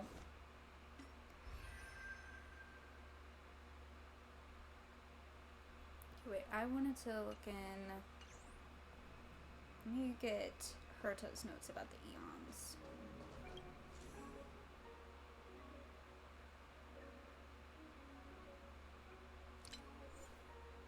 Who do I want to read about? Who do I have? Got all kinds. Oh, I'm missing a bunch. Veracity, Equilibrium. Alright, what about... how about Klipoth? Because we were talking about Klipoth earlier. Okay, Devlog 1. Klipoth the Preservation is the oldest known Eon in the universe alongside Ouroboros the Veracity. I was once very interested in Klipoth, as the first 2 centuries in the Amber Era were almost completely blank. What creature is this giant rock/amber? Where did they come from? How did they become an Eon? And why are they tirelessly making a wall? There are many questions surrounding them, but the answers are nowhere to be found. The IPC is doing too good a job keeping Klipoth's information a secret. These people regard the Amber Lord as the one true god and allow not even the smallest transgression towards the Eon. I didn't get any useful information out of the IPC. In contrast, the Intelligentsia Guild has a lot less respect for the Preservation. Interesting. And I don't have the last one. So I'll have to use the Preservation path more, I think. I think that's how we get them. I don't respect the Intelligentsia Guild, but I like them. They are also followers of erudition, but have none of the arrogance and temper of the Genius Society members. They are also down to earth and answer honestly when asked. According to Cleo, the editor, the period between Amber Era 0 and 180 was not as much a blank as the IPC had claimed. Many archaeological discoveries proved that Leviathans were still active in the early days after the Preservation ascended, which goes against the IPC's official line that the Dusk Wars ended with the birth of the Amber Lord. Okay, so that's another reference to the Leviathans. Because there was that Leviathan theory about, like, the formation of the universe or something. Interesting.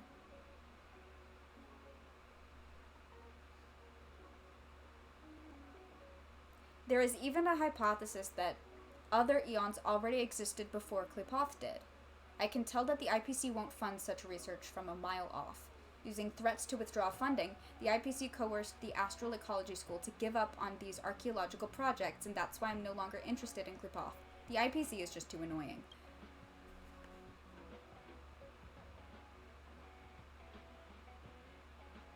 Once again, the critiques of Western culture overall are loud and fucking clear. Because that is exactly what religious people in positions of political power do. Anything that could even remotely suggest anything that goes against their, like, religious beliefs is ignored or, like, outright, suppressed. Fought against. Wow. Wow. Remembrance. I don't know much about you. Fuli. The Remembrance. There are plenty of mysterious eons in the universe, and Fuli is particularly enigmatic. Nobody in the entire Genius Society and the IPC and the Intelligentsia Guild knows when they were even born. The Eon of Remembrance had quietly appeared in the annals of the universe as if they were meant to be here, as if they had altered everyone's memory. Fuli rarely presents themselves before mortals. According to video evidence, they visually look like a humanoid figure carved out of crystal, with indistinguishable facial features, and wearing a diadem with a curtain of pearls covering their face. The appearance of Fuli the Remembrance always signals an important event is about to happen, but I think maybe the cause and effect should be flipped. Perhaps Fuli only shows up to record that event in the universe's memories? Maybe? Is this the, eon that the Garden of Recollection follows? Most likely. I don't remember, but most likely. Fortunately, the one time that Fuli's arrival was recorded was the last public appearance of Louis Fleming, the founder and lifetime honorable board member of the International Peace Corporation. Therefore, the IPC's archives preserved the complete recording of the Eon's manifestation from the start to the end. Old Fleming was giving a speech at the time and declaring he was going to permanently retire from all official and unofficial events. Given how old he was probably tired of living. But just as he was finishing the speech, there was suddenly a rainbow-colored light that threw everyone into disarray. Like a wraith that appeared in thin air, Fuli the Remembrance had condensed into being before Louis Fleming. The human representing wealth and the Eon representing remembrance briefly locked eyes with each other. Maybe they exchanged some words, or maybe they didn't. The recording didn't manage to catch that. Fuli then disappeared, and Louis Fleming turned and walked off stage, never to be seen again. Seriously, out of everyone who had faced an Eon, that old man was the calmest I've seen.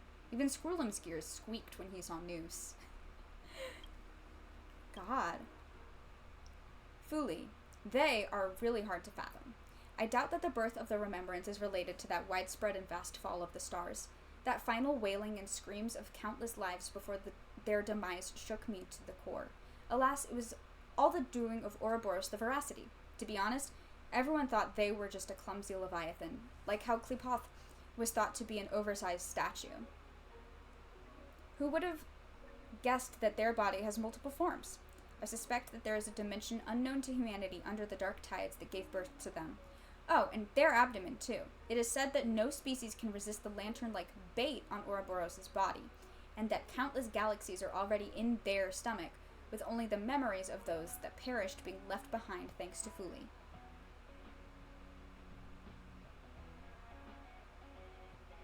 Damn! That's fascinating. Aha, the elation. You're wild. The elation? Seriously? I don't feel elated when I think about Aha.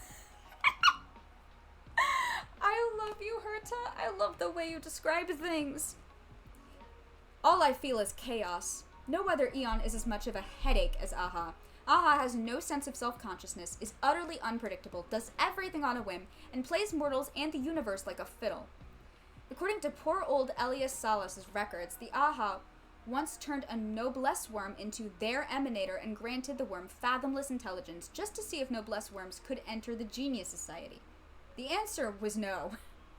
For this pointless experiment, the elation gave the entirety of their path's power to a worm that doesn't even have a fully developed brain, and then just discarded the creature once it had outlived its purpose. Without the Aeon's blessing, the worm died instantly and tragically. I don't know why Elias Salas recorded this in such great detail.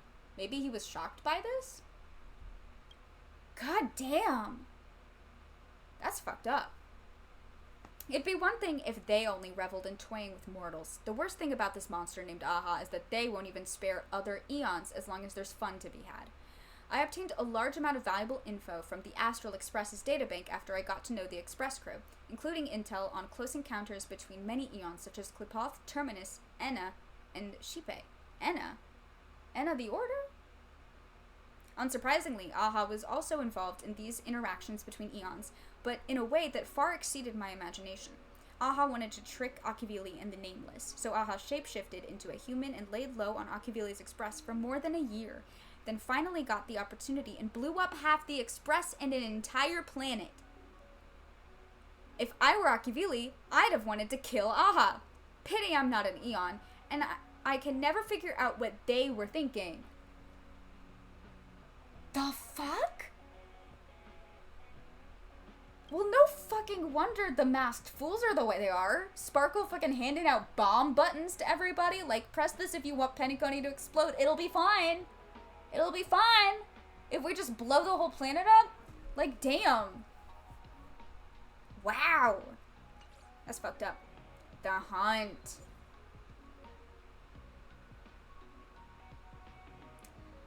Lan, on the other hand, often appears before mortals.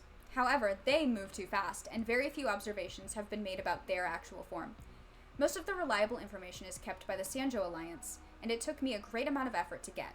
As one of the rare factions in the universe that is completely blessed by an Aeon, the Alliance stands on equal grounds with the IPC, which meant the IPC couldn't help me at all. In the end, Runmei had to step up to help. In the ancient Sanjo language, Lan means an unpredictable fog, and the Aeon's formal name in the Sanjo is Rainbow Arbiter. According to Sanjo natives, the Lux arrow of the Hunt showed them the way as their civilization was about to fall. How would you describe the Aeon of the Hunt? We can get an impression from the... Oh god, I'm gonna butcher all these fucking words. I'm so... Observation Stations report in Amber Era 2131. The Astronomical Observation System detected a gravitational wave, a spatial disturbance left by an entity traveling too fast to be measured and covering astronomical distances. Shortly thereafter, a flash of light cleaved apart the sky, leaving behind an abnormal rainbow-colored traces. Half a unit of system time later, the entirety of the planet imploded. The bad news was the IPC lost a planet in its business sphere. The good news was the IPC was out of ideas regarding the molting disease, undoubtedly the work of Yaoshe, spreading throughout the planet. The light permanently healed that planet and the patients on it, a race of immortal half-human, half-snake monsters. This is the action and creed of the Hunt, for whom salvation and destruction are nigh indistinguishable. Their perpetual enemy, the Abundance, is the same, for they bring healing and torment hand in hand.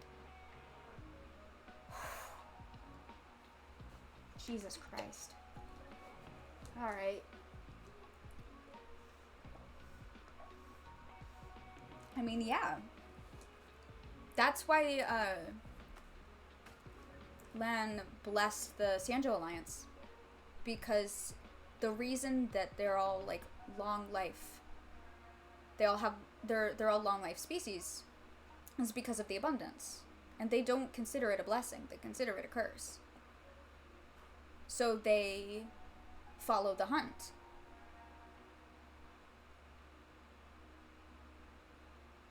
Damn. Because the Hunt is forever hunting the abundance. Do I have the abundance? I do. Okay. Nanook. Frankly, I still don't understand why Nanook the Destruction was born. Damn! Damn, Herta!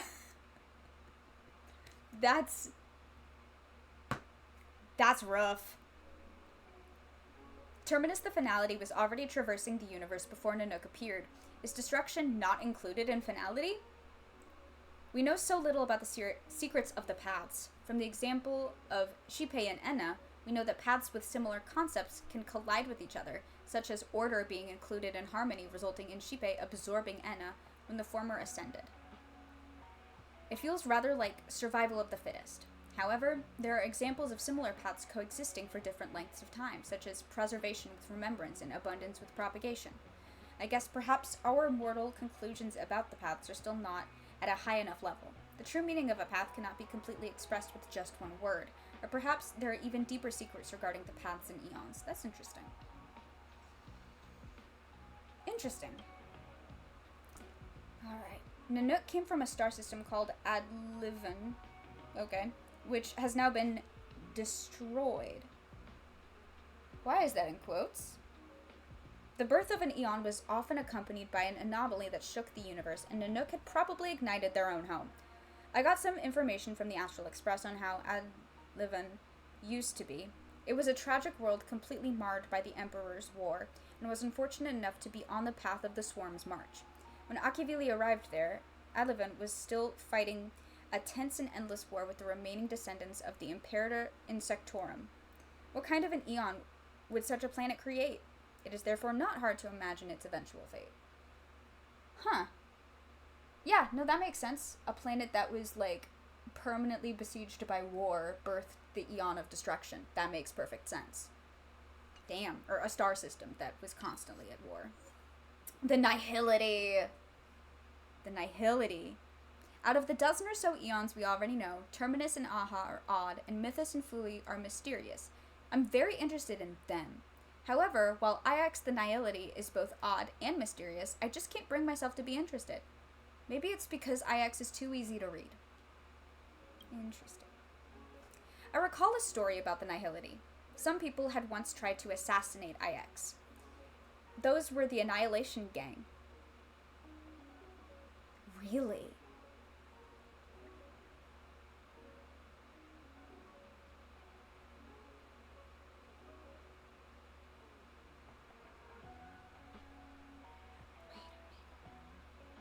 Acheron.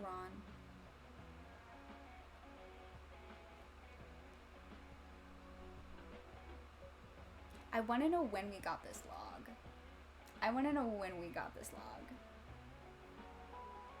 Because if it was before Penacony,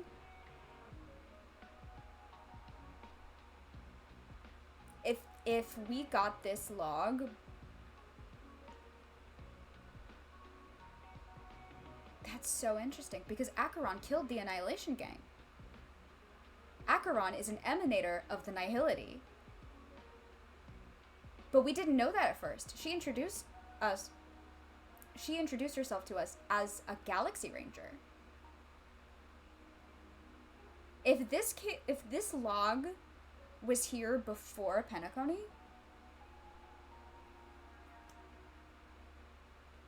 we could have already known Acheron's true identity. I recall a story about the Nihility. Some people had once tried to assassinate Ix. Those were the Annihilation Gang. Trash who were too scared to join the Legion but still wanted to wreak havoc with Nanook. They had a mad idea about wanting to be the first humans to kill an Eon. They thought Ix might be easy to handle because the Eon is peaceful and thinks there is no purpose to the universe, paths, and life. Apparently, with the assistance of another Eon, they really did launch their plan to assassinate Ix. As expected, nobody heard from this gang ever again. This story is pretty much pointless except for this. The Eon that helped the Annihilation Gang was Aha the Elation. Aha thought these people had a fun idea, so they lent these humans their power for a while. Seriously, I can't get elated from any stories related to Aha.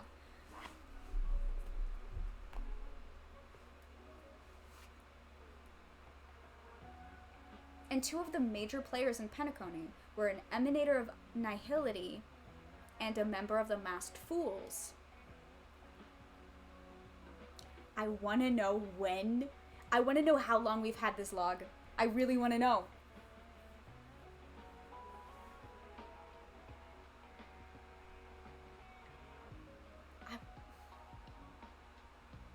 God damn.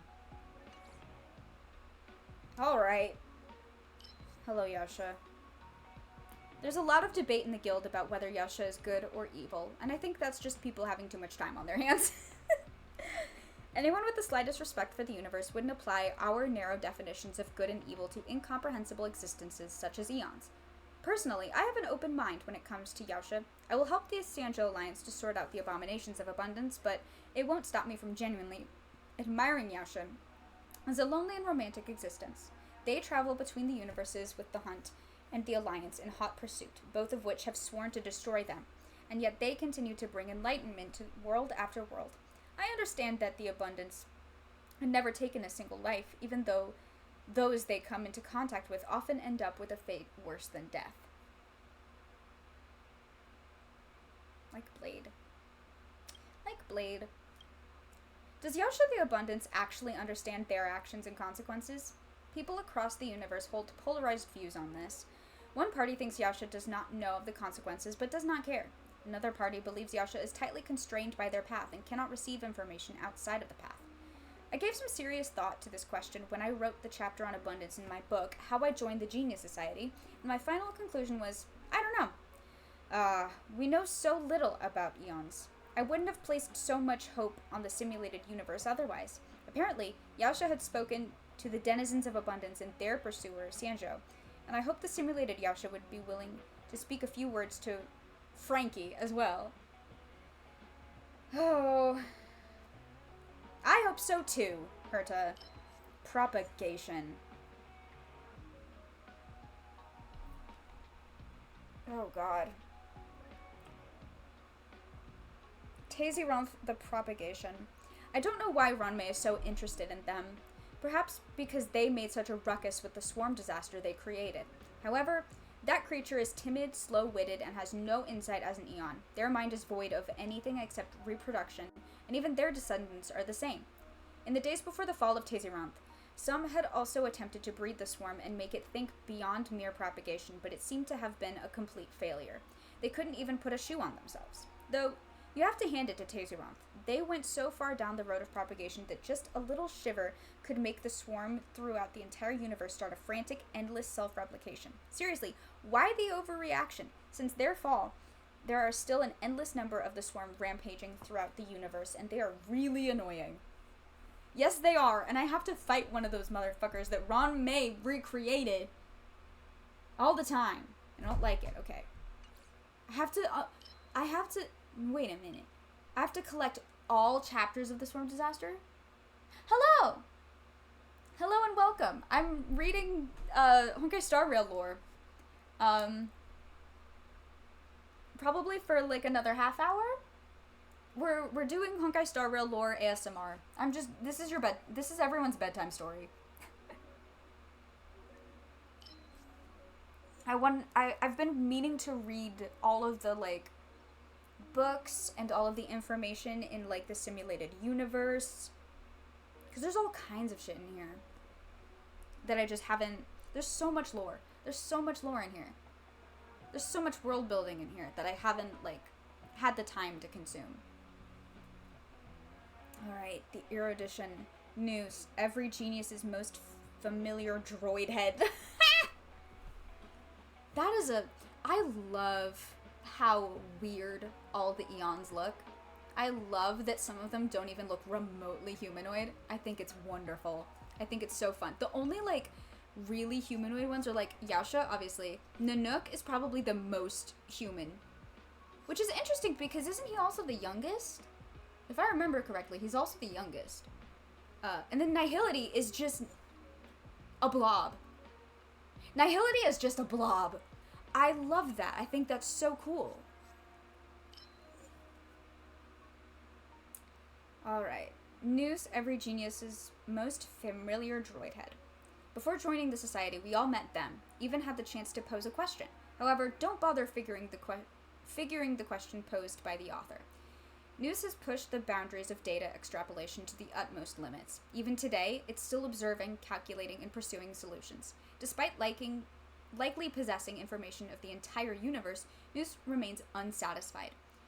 News maintains an unassailable position on the path of erudition. I venture to guess that as long as there is enough information and experience, News can effortlessly deduce... God, the more I talk, the less I can say words. As long as there is enough information and experience, News can effortlessly deduce every possible trajectory of all things and every moment within. A life where one doesn't even need to experience anything. Somewhat monotonous. Hence, I find the limitations and challenges of the simulated universe rather more intriguing, as they provide room for our continuous exploration and creating breakthroughs. A lengthy journey lies ahead, doesn't it? Okay, oh my god, all of them? I gotta do more golden gears. God. Oh my god, I forgot that those don't require fucking Trailblaze power. I could have been doing those. Oh well. We're doing lore. Lore's more fun. The veracity. Cause like, it's so fun to learn about all of the eons and paths that aren't like playable.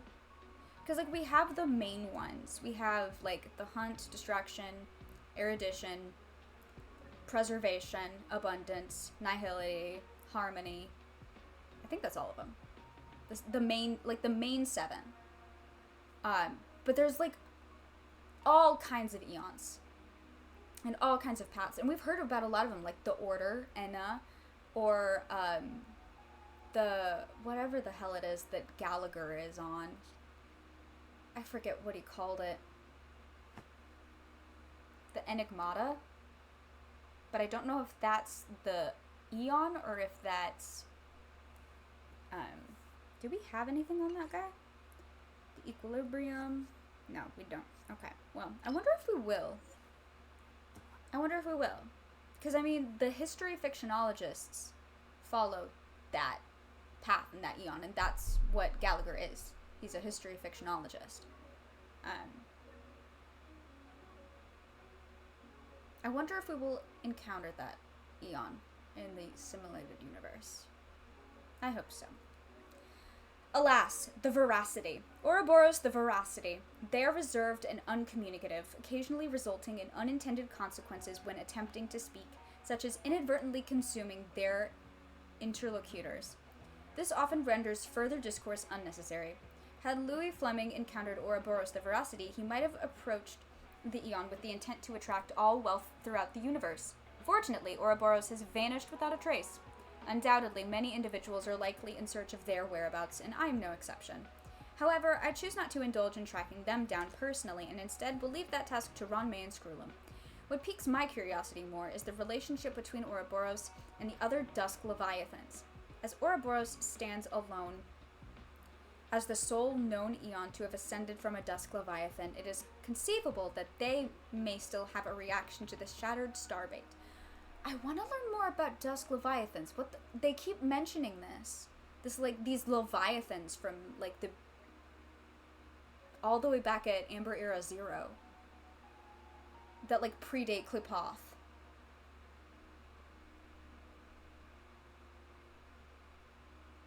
God, the veracity looks wild. That's so cool looking. Okay, the Equilibrium. Who? That's so cool looking. I love how weird the Eons look. They are one of the oldest Eons. The reason behind their division into two halves remains beyond my comprehension. They separate concepts, splitting all beings into an interchangeable duality, thus fusing all positives and negatives in the universe into an equilibrial whole. They are always so symmetrical and so equal. If we were to rank those most sublime beings, only the veracity and the permanence can stand toe-to-toe with the Equilibrium's antiquity. Oh, and also the Order. After Enna disappeared, the Equilibrium's duties have only grown greater. Then, who perceive Nanook? Ooh. The Equilibrium versus the Destruction. After Enna, the Order disappeared, the Equilibrium's duties, yeah. Veracity and the permanence. Now, hold on. Because the Vidyara descend from Long the Permanence. Are we gonna meet the permanence? I hope so. Is that the yin? Yeah, like the yin yang. Yeah, the equilibrium, yin and yang. That's so. The designs of these Eons are so cool. Like, look at that guy. That's so cool. Or like, they're all so cool looking. This is nothing. This is just, I don't know what this is. But also that's like a perfect representation of AHA and their personality. Like, it's just chaos. The elation, it's more like AHA the fucking chaos. I agree with Herta on that one. Or the Hunt. The Hunt may be my favorite. The Hunt may be my favorite. They look so fucking cool.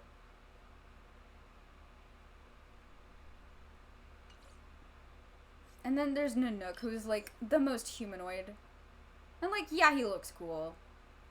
But like, I think he could look more fucked up and weird. I think he could look a lot more fucked up and weird, personally. I do like the weird, like, falling apart thing that his arms are doing. I like that the Eon of Destruction is like visibly falling apart. Like, that's good. That's good. Oh, I just noticed those are braids.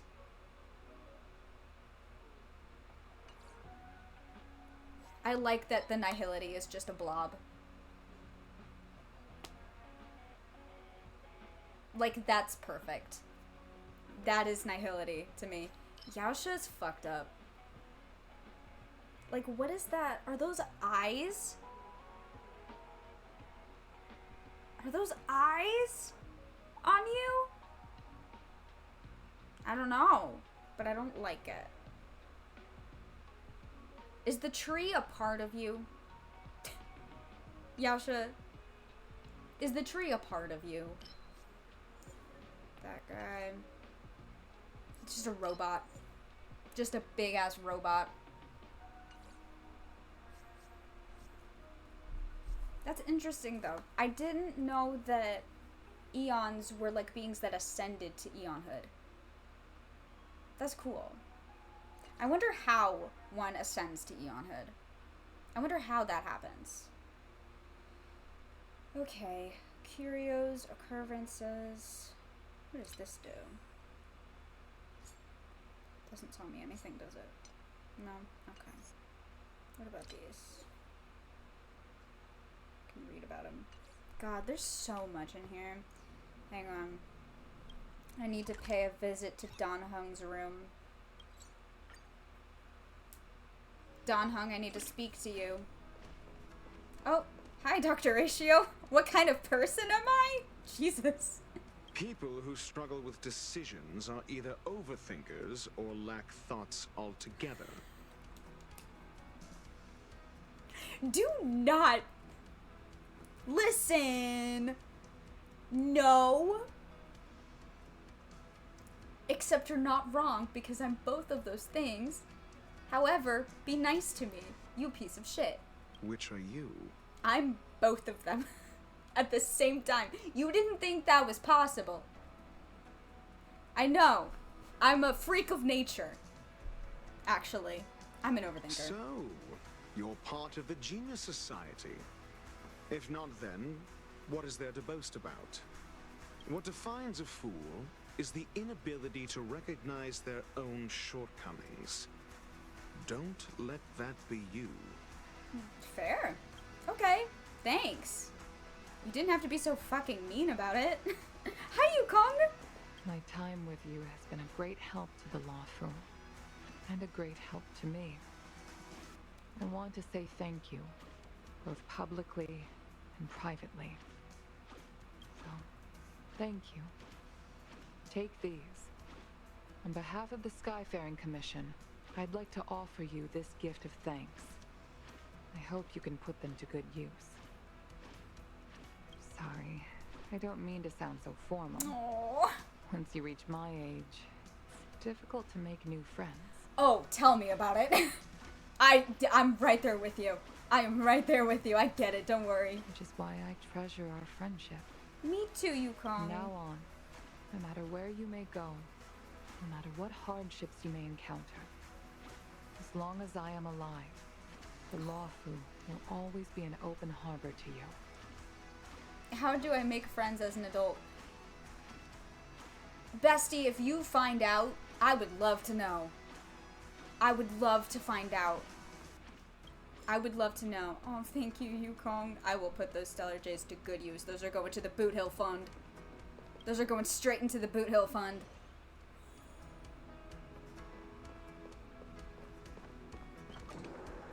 Alright. Bookshelf. Alright, Don Hung. What have you put in here recently? Okay.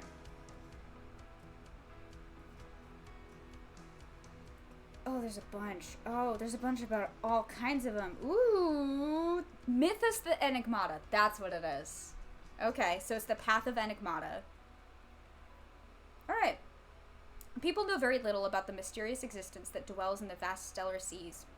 With the limitation of knowledge, intelligent life forms can only faintly discern that eons tread upon paths imperceptible to mortal beings and execute unfathomable powers via some form of belief. In the end, eons became an embodiment of highly condensed concepts of philosophy through the word-of-mouth spread of their legends. If anyone finds themselves treading on the path of an eon, they will be inundated by a distant sensation, like being struck by a gaze from light years across the cosmos.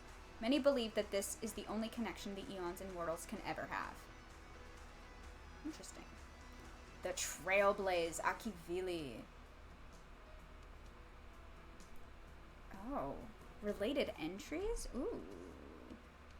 There's all kinds of shit in the databank. I should have been here sooner. I'm sorry, Don Hung. You've been working so hard on this shit. Countless shooting stars streak across the night sky. If you can pick the right one, it will carry your wish to thousands of distant worlds. Fables About the Stars by Adrian Spencer Smith. There are 3 directions on the compass of destiny: the unknown, the known, and the unknowable. They can tolerate the unknown, but will never bow to the unknowable. Akivili left the isolated world of Pagana and continued to expand the unknown edges of the universe, trying to find an endpoint of the Tree of Existence. Unfortunately, Akivili's destiny was abruptly ended due to an accident. An accident? What accident? What accident? What accident? Oh boy. Oh my god. If the increase of entropy is a fundamental law of the universe, then the heat death would be the inescapable destiny of the material world. So why is it that we bother to struggle to survive? Expansion, fusion, and then annihilation. If we wish to welcome the new, then we must first embrace the end.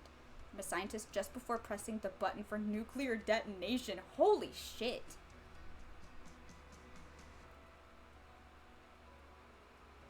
Whoa. The birth of the universe is a mistake. If civilization is a cancer emerging quietly from the boundless stars, then war is the only common language known to all intelligent life. To correct this mistake and to clean up this tainted universe, Nanook became the avatar of entropy.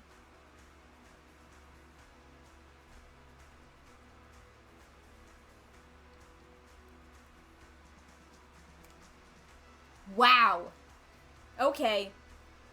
The avatar of entropy. Okay.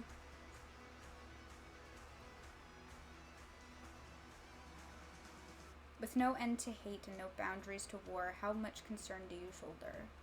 With determined eyes and the arrow drawn, the Rainbow Arbiter needs not to turn back hither. World's history as a mirror, Sandro. The Aeon known as the Rainbow Arbiter wanders endlessly between worlds to destroy the undead beings that once poisoned their homeworld. So that's why... That was deep. Yeah!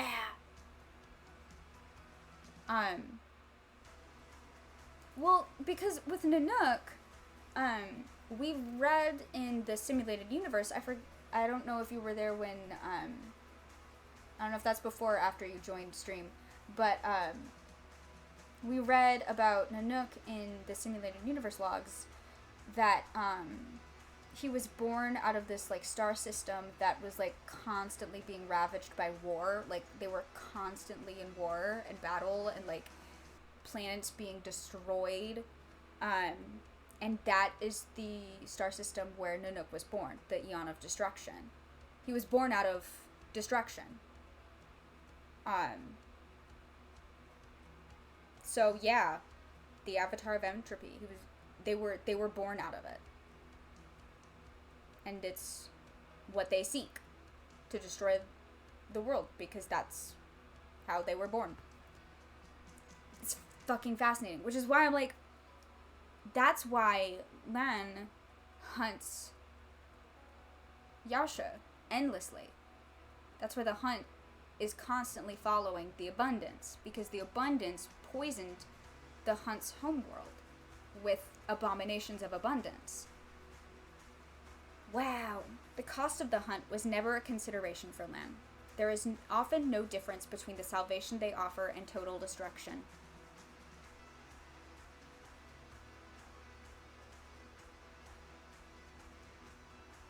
God damn.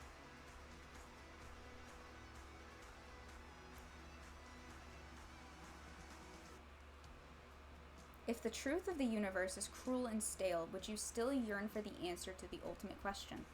Knowledge seekers know not how to judge, for their core is cold and unwavering, as are the ends of paths they set out to seek. All things bear unanswered questions, and there is an answer to everything. The astral computer, originally meant to provide answers to the universe, ascended to eonhood. News hopes to understand the universe and solve all its mysteries. News was originally an astral computer meant to provide answers to the universe. There's more world building to this game than I'd thought. Yeah! Oh yeah! The world building and lore, and like, this is a thing that I've noticed. I think this is just a Hoyoverse thing, because Genshin Impact does a very similar thing, where like, they have a similar archive. And at some point, I'm going to get back to Genshin, because I'm way behind now, like months behind. I can't have both games on my iPad at the same time anymore. They're both too big. So once I get burned out on Star Rail, which I think after Boothill's banner goes up, I'm going to try and get him. And whether or not I get him, after that. Although, I might want to wait until 2.3, because that's when Penacony is really gonna end. Like the post-finale, the epilogue. We're gonna be getting an epilogue on Penacony most likely in 2.3. We'll see. Depending on what the 2.3 update live stream tells us about that update, I may or may not make the switch. So either prior to 2.3 or right after 2.3. Once I get through all the content in 2.3, I'm gonna make the switch and start getting caught up on Genshin. Because Genshin has a comparable amount of lore and world building. Like, it is incredible.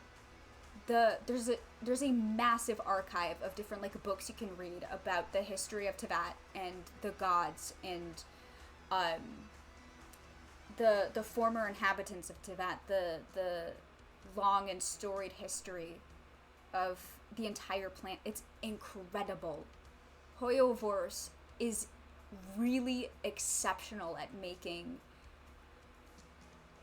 really detailed, fleshed out worlds that you can like fully immerse yourself in. And that is genuinely the number one reason I keep coming back to these games, is the lore, is the story, is the world building, is the like the depth and the complexity of the worlds that they create, and the commentaries and the parallels. Because everything you read about in here, everything that you consume in these games, it's telling you something about like our reality. Like the commentary on Western colonialism and capitalism and religious extremism in not only Penacony, but within just the Interastral Peace Corporation as an entity is fascinating. I've never played or know much about Genshin, so I'd love to see future streams with that. Also, I'm a slut for girl building. You would love Hoyoverse. You would love. If this is your shit, Hoyoverse games are for you. There's a lot to get through. Especially with Genshin. Like, Genshin is not very beginner player friendly. It's really not. I love it with all of my heart and soul, but there is so fucking much to get through at this point. So unless you're in it for the long haul and you don't push it, I wouldn't recommend. However, Star Rail's only been out for like a year, and there is a lot of content in Star Rail. Star Rail is getting like storylines and plots out faster than Genshin ever did. It's absolutely insane. It's a different like type of game and style of like play style, so it's easier for them to do that though, than with Genshin, which is a open world RPG, but they both have very comparable, like, incredible world building. It is vast and it is fascinating, and I am obsessed with it.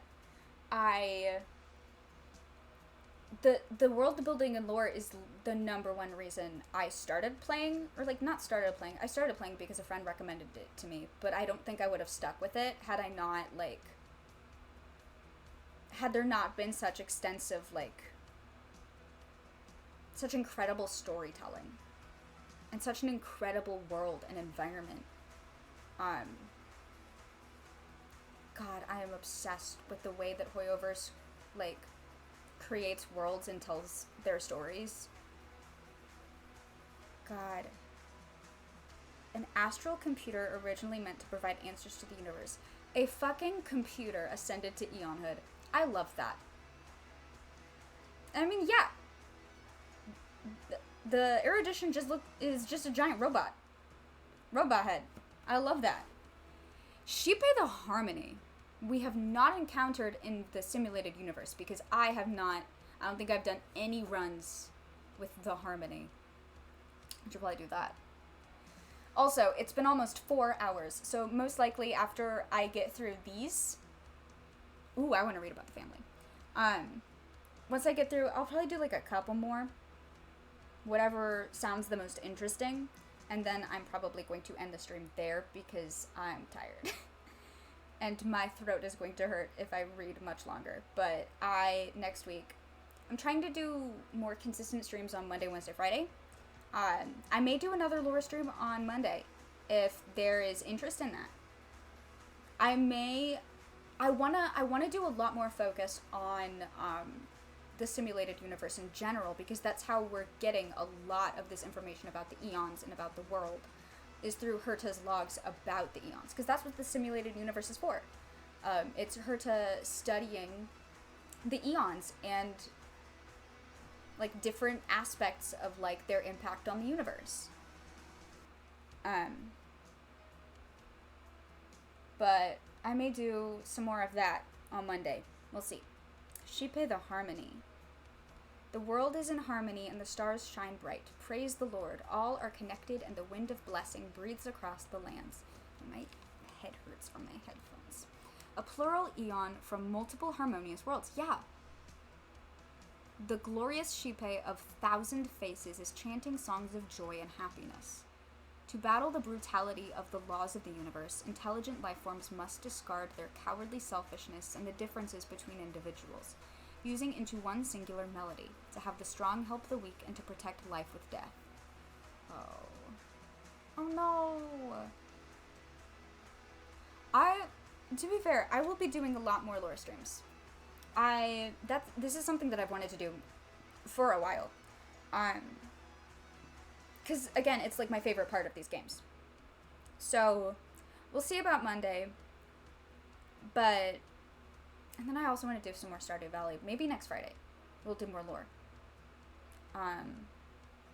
Because, yeah, if there's an interest in it, I want to do more of it. And also, I selfishly just want to do more of it because I want to know everything about the world of Honkai Star Rail. And, eventually, when I get back to Genshin, I want to learn about everything I missed, because apparently I'm missing a lot of crazy lore shit about Conria, and I'm gonna die. Because Conria...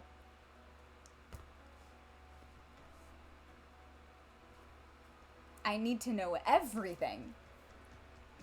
Regardless.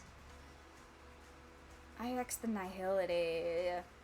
You may gaze deep into the vast grandeur of the stars, but do not glance at the abyss of the void, for it holds nothing except for the ability to make mortals lose all reason and thought. The existence of nihility is a mystery itself, their form enshrouded by layers of mist. IX doesn't interact with the other eons. They believe that the ultimate fate of the multiverse is nothingness, and therefore worthless. Damn. Path. The philosopher gazes upon the stars, trying to find the ultimate goal of civilization. Build a wall. A majestic voice echoed in his head. Build a wall.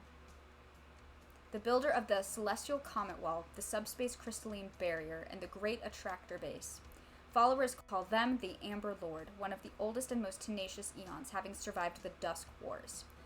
Aware of the imminence of their mortal enemies devouring, the Amber Lord forged a powerful light-years-long seal that would isolate and protect the living worlds.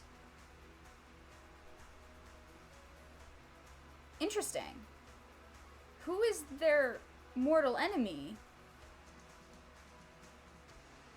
We know that the hunt is ceaselessly hunting the abundance. What is Qlipoth trying to protect the universe from? Who is their mortal enemy? Yasha the abundance. Ask with sentiment and you shall receive. Yasha is the nurturer of the people, the god of peace. Their presence ensures the existence of life. Yasha is an eon who answers all prayers and cannot bear to see death and the pains of illness. Oh. The ferocity.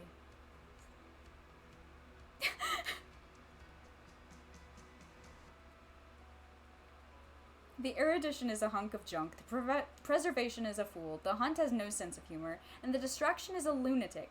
All the eons are as stubborn as they come. What a shame for Aha, a masked fool who is a self-proclaimed astronomy expert. I love the masked fools, they're so fucked up. The elated one understands that only the wise and sentient possess the privilege of understanding joy.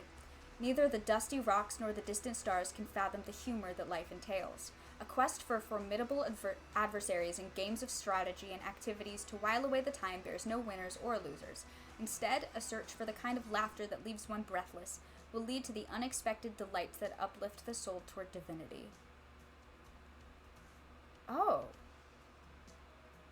I didn't know that the mourning actors were followers of the elation. I knew masked fools. Now hold on. Oh god, there's all kinds of facts. Holy shit, there's a lot of question mark. They're followers of Elio. We know this. Anyway, I knew about the masked fools. But what are the mourning actors? Ah! Although, if you look at what Aha looks like, that makes sense. Because, like, it's the theater masks are a part of it. They do not laugh, only cry. The more they cried, the harder I laughed. I laughed and laughed until tears fell down my face. And you know what mourning actors did? They handed me a tissue. Mourning actors are firm believers against elation. Oh!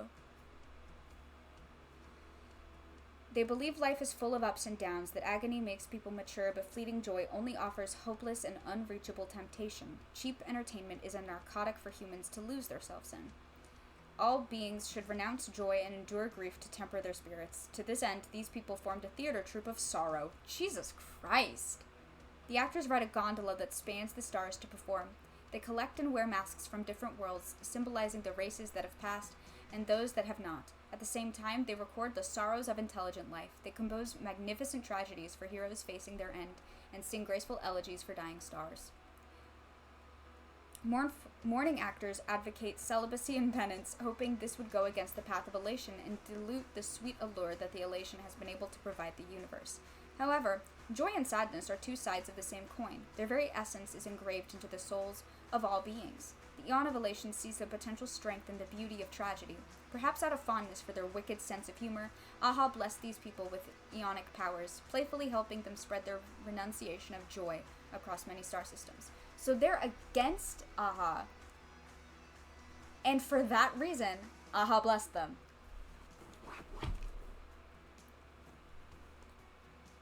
Aha, you're wild. Oh god. Okay, ow. My entire back hurts. Yeah, we're gonna have to call it. I want to read one more. I want to read about history fictionologists because I know that Gallagher is one. Oh god, it's long. Okay, this is the last one, and then I'm gonna hop off for tonight. I hope this has been entertaining. I hope you've enjoyed lore time with me, Frankie Danger Days. Okay. History is not mired in truth. Reality can be distorted. We should let the past cease to stay in the past. It only exists in the here and now in our brains where everyone can embellish it. The 5 Millennia Void by history fictionologist Ludican. There is evidence that history fictionologists are a group of emanators that were enlightened by eons. Wait. You going in depth about the lore makes me want to pick up a book about the Assassin's Creed lore that I got a few years ago and never got far in. Ooh, you should. So wait.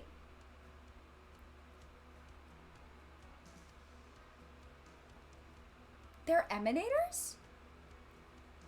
History fictionologists are emanators? Does that make Gallagher's an emanator? Huh? There's evidence that... Well, there's evidence. Okay, so there's a theory. There's evidence that history fictionologists are a group of emanators that were enlightened by eons. They often plunge into the sea of stars alone, traveling planet to planet with the sole purpose of fabricating, obscuring, destroying, and erasing the local history. History fictionologists believe that the past determines the future. When a civilization's history is definite, its future development is doomed, as all possibilities are eliminated, leaving only a sad and rigid path forward. In order to save these worlds from the sad fate of objectivity, history fictionologists consider enigmata as their only creed, and are determined to shroud the universe in mystery. History fictionologists carry out their mission of destroying history alone and decisively, with an altruism that is difficult to comprehend. Their views are poorly understood by most, and their blatant hatred of objective facts is somewhat extreme. Many worlds are beginning to realize that the irreversible, intangible damage that these emanators of enigmata have caused to culture. Across the cosmos, history fictionologists have a reputation comparable to that of the Antimatter Legion. The Intelligentsia Guild has publicly denounced them. The Antimatter Legion destroys matter, but the history fictionologists destroy the very universe itself. Record stamp. In view of the fact that this entry has been edited with unknown attribution, it is hereby declared that this entry is inapplicable to any reference and will no longer be updated.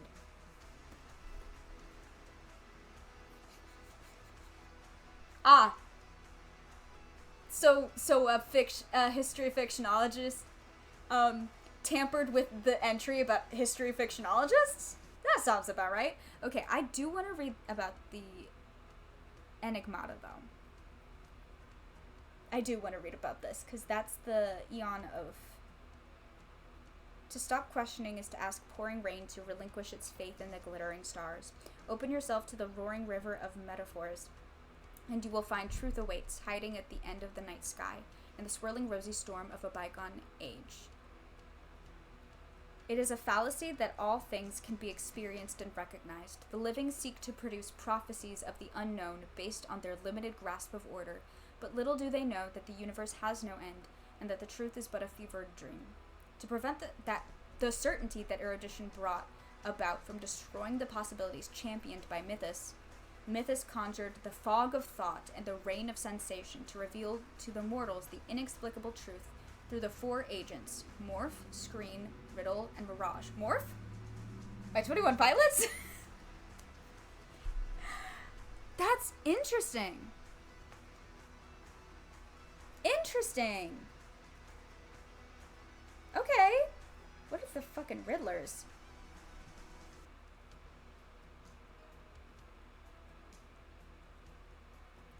Okay, no, we're gonna read this next time. Alright. It is time for Frankie Danger Days to stop reading lore. This is time for me to stop. It's time, because otherwise I'll be here for the next, like, several hours, and it has, in fact, been 4 hours now. Alright. Well, thank you for hanging out, for ASMR lore time. We will have more next week. I will also probably be streaming more Stardew, because I want to do that. And I've got a ways to go on that farm. But, yeah. So, I will be back on Monday with more Star Rail with some simulated universe. See if we can meet some more Eons. And then we'll do some Stardew. Probably Wednesday. More Star Rail on. Lots of Star. Lots of games with the name Star in it. I'm noticing a pattern. I've got a thing. Yeah. I hope you have fun camping. That sounds fun. But yeah, thanks for hanging out, and I will see you guys next week.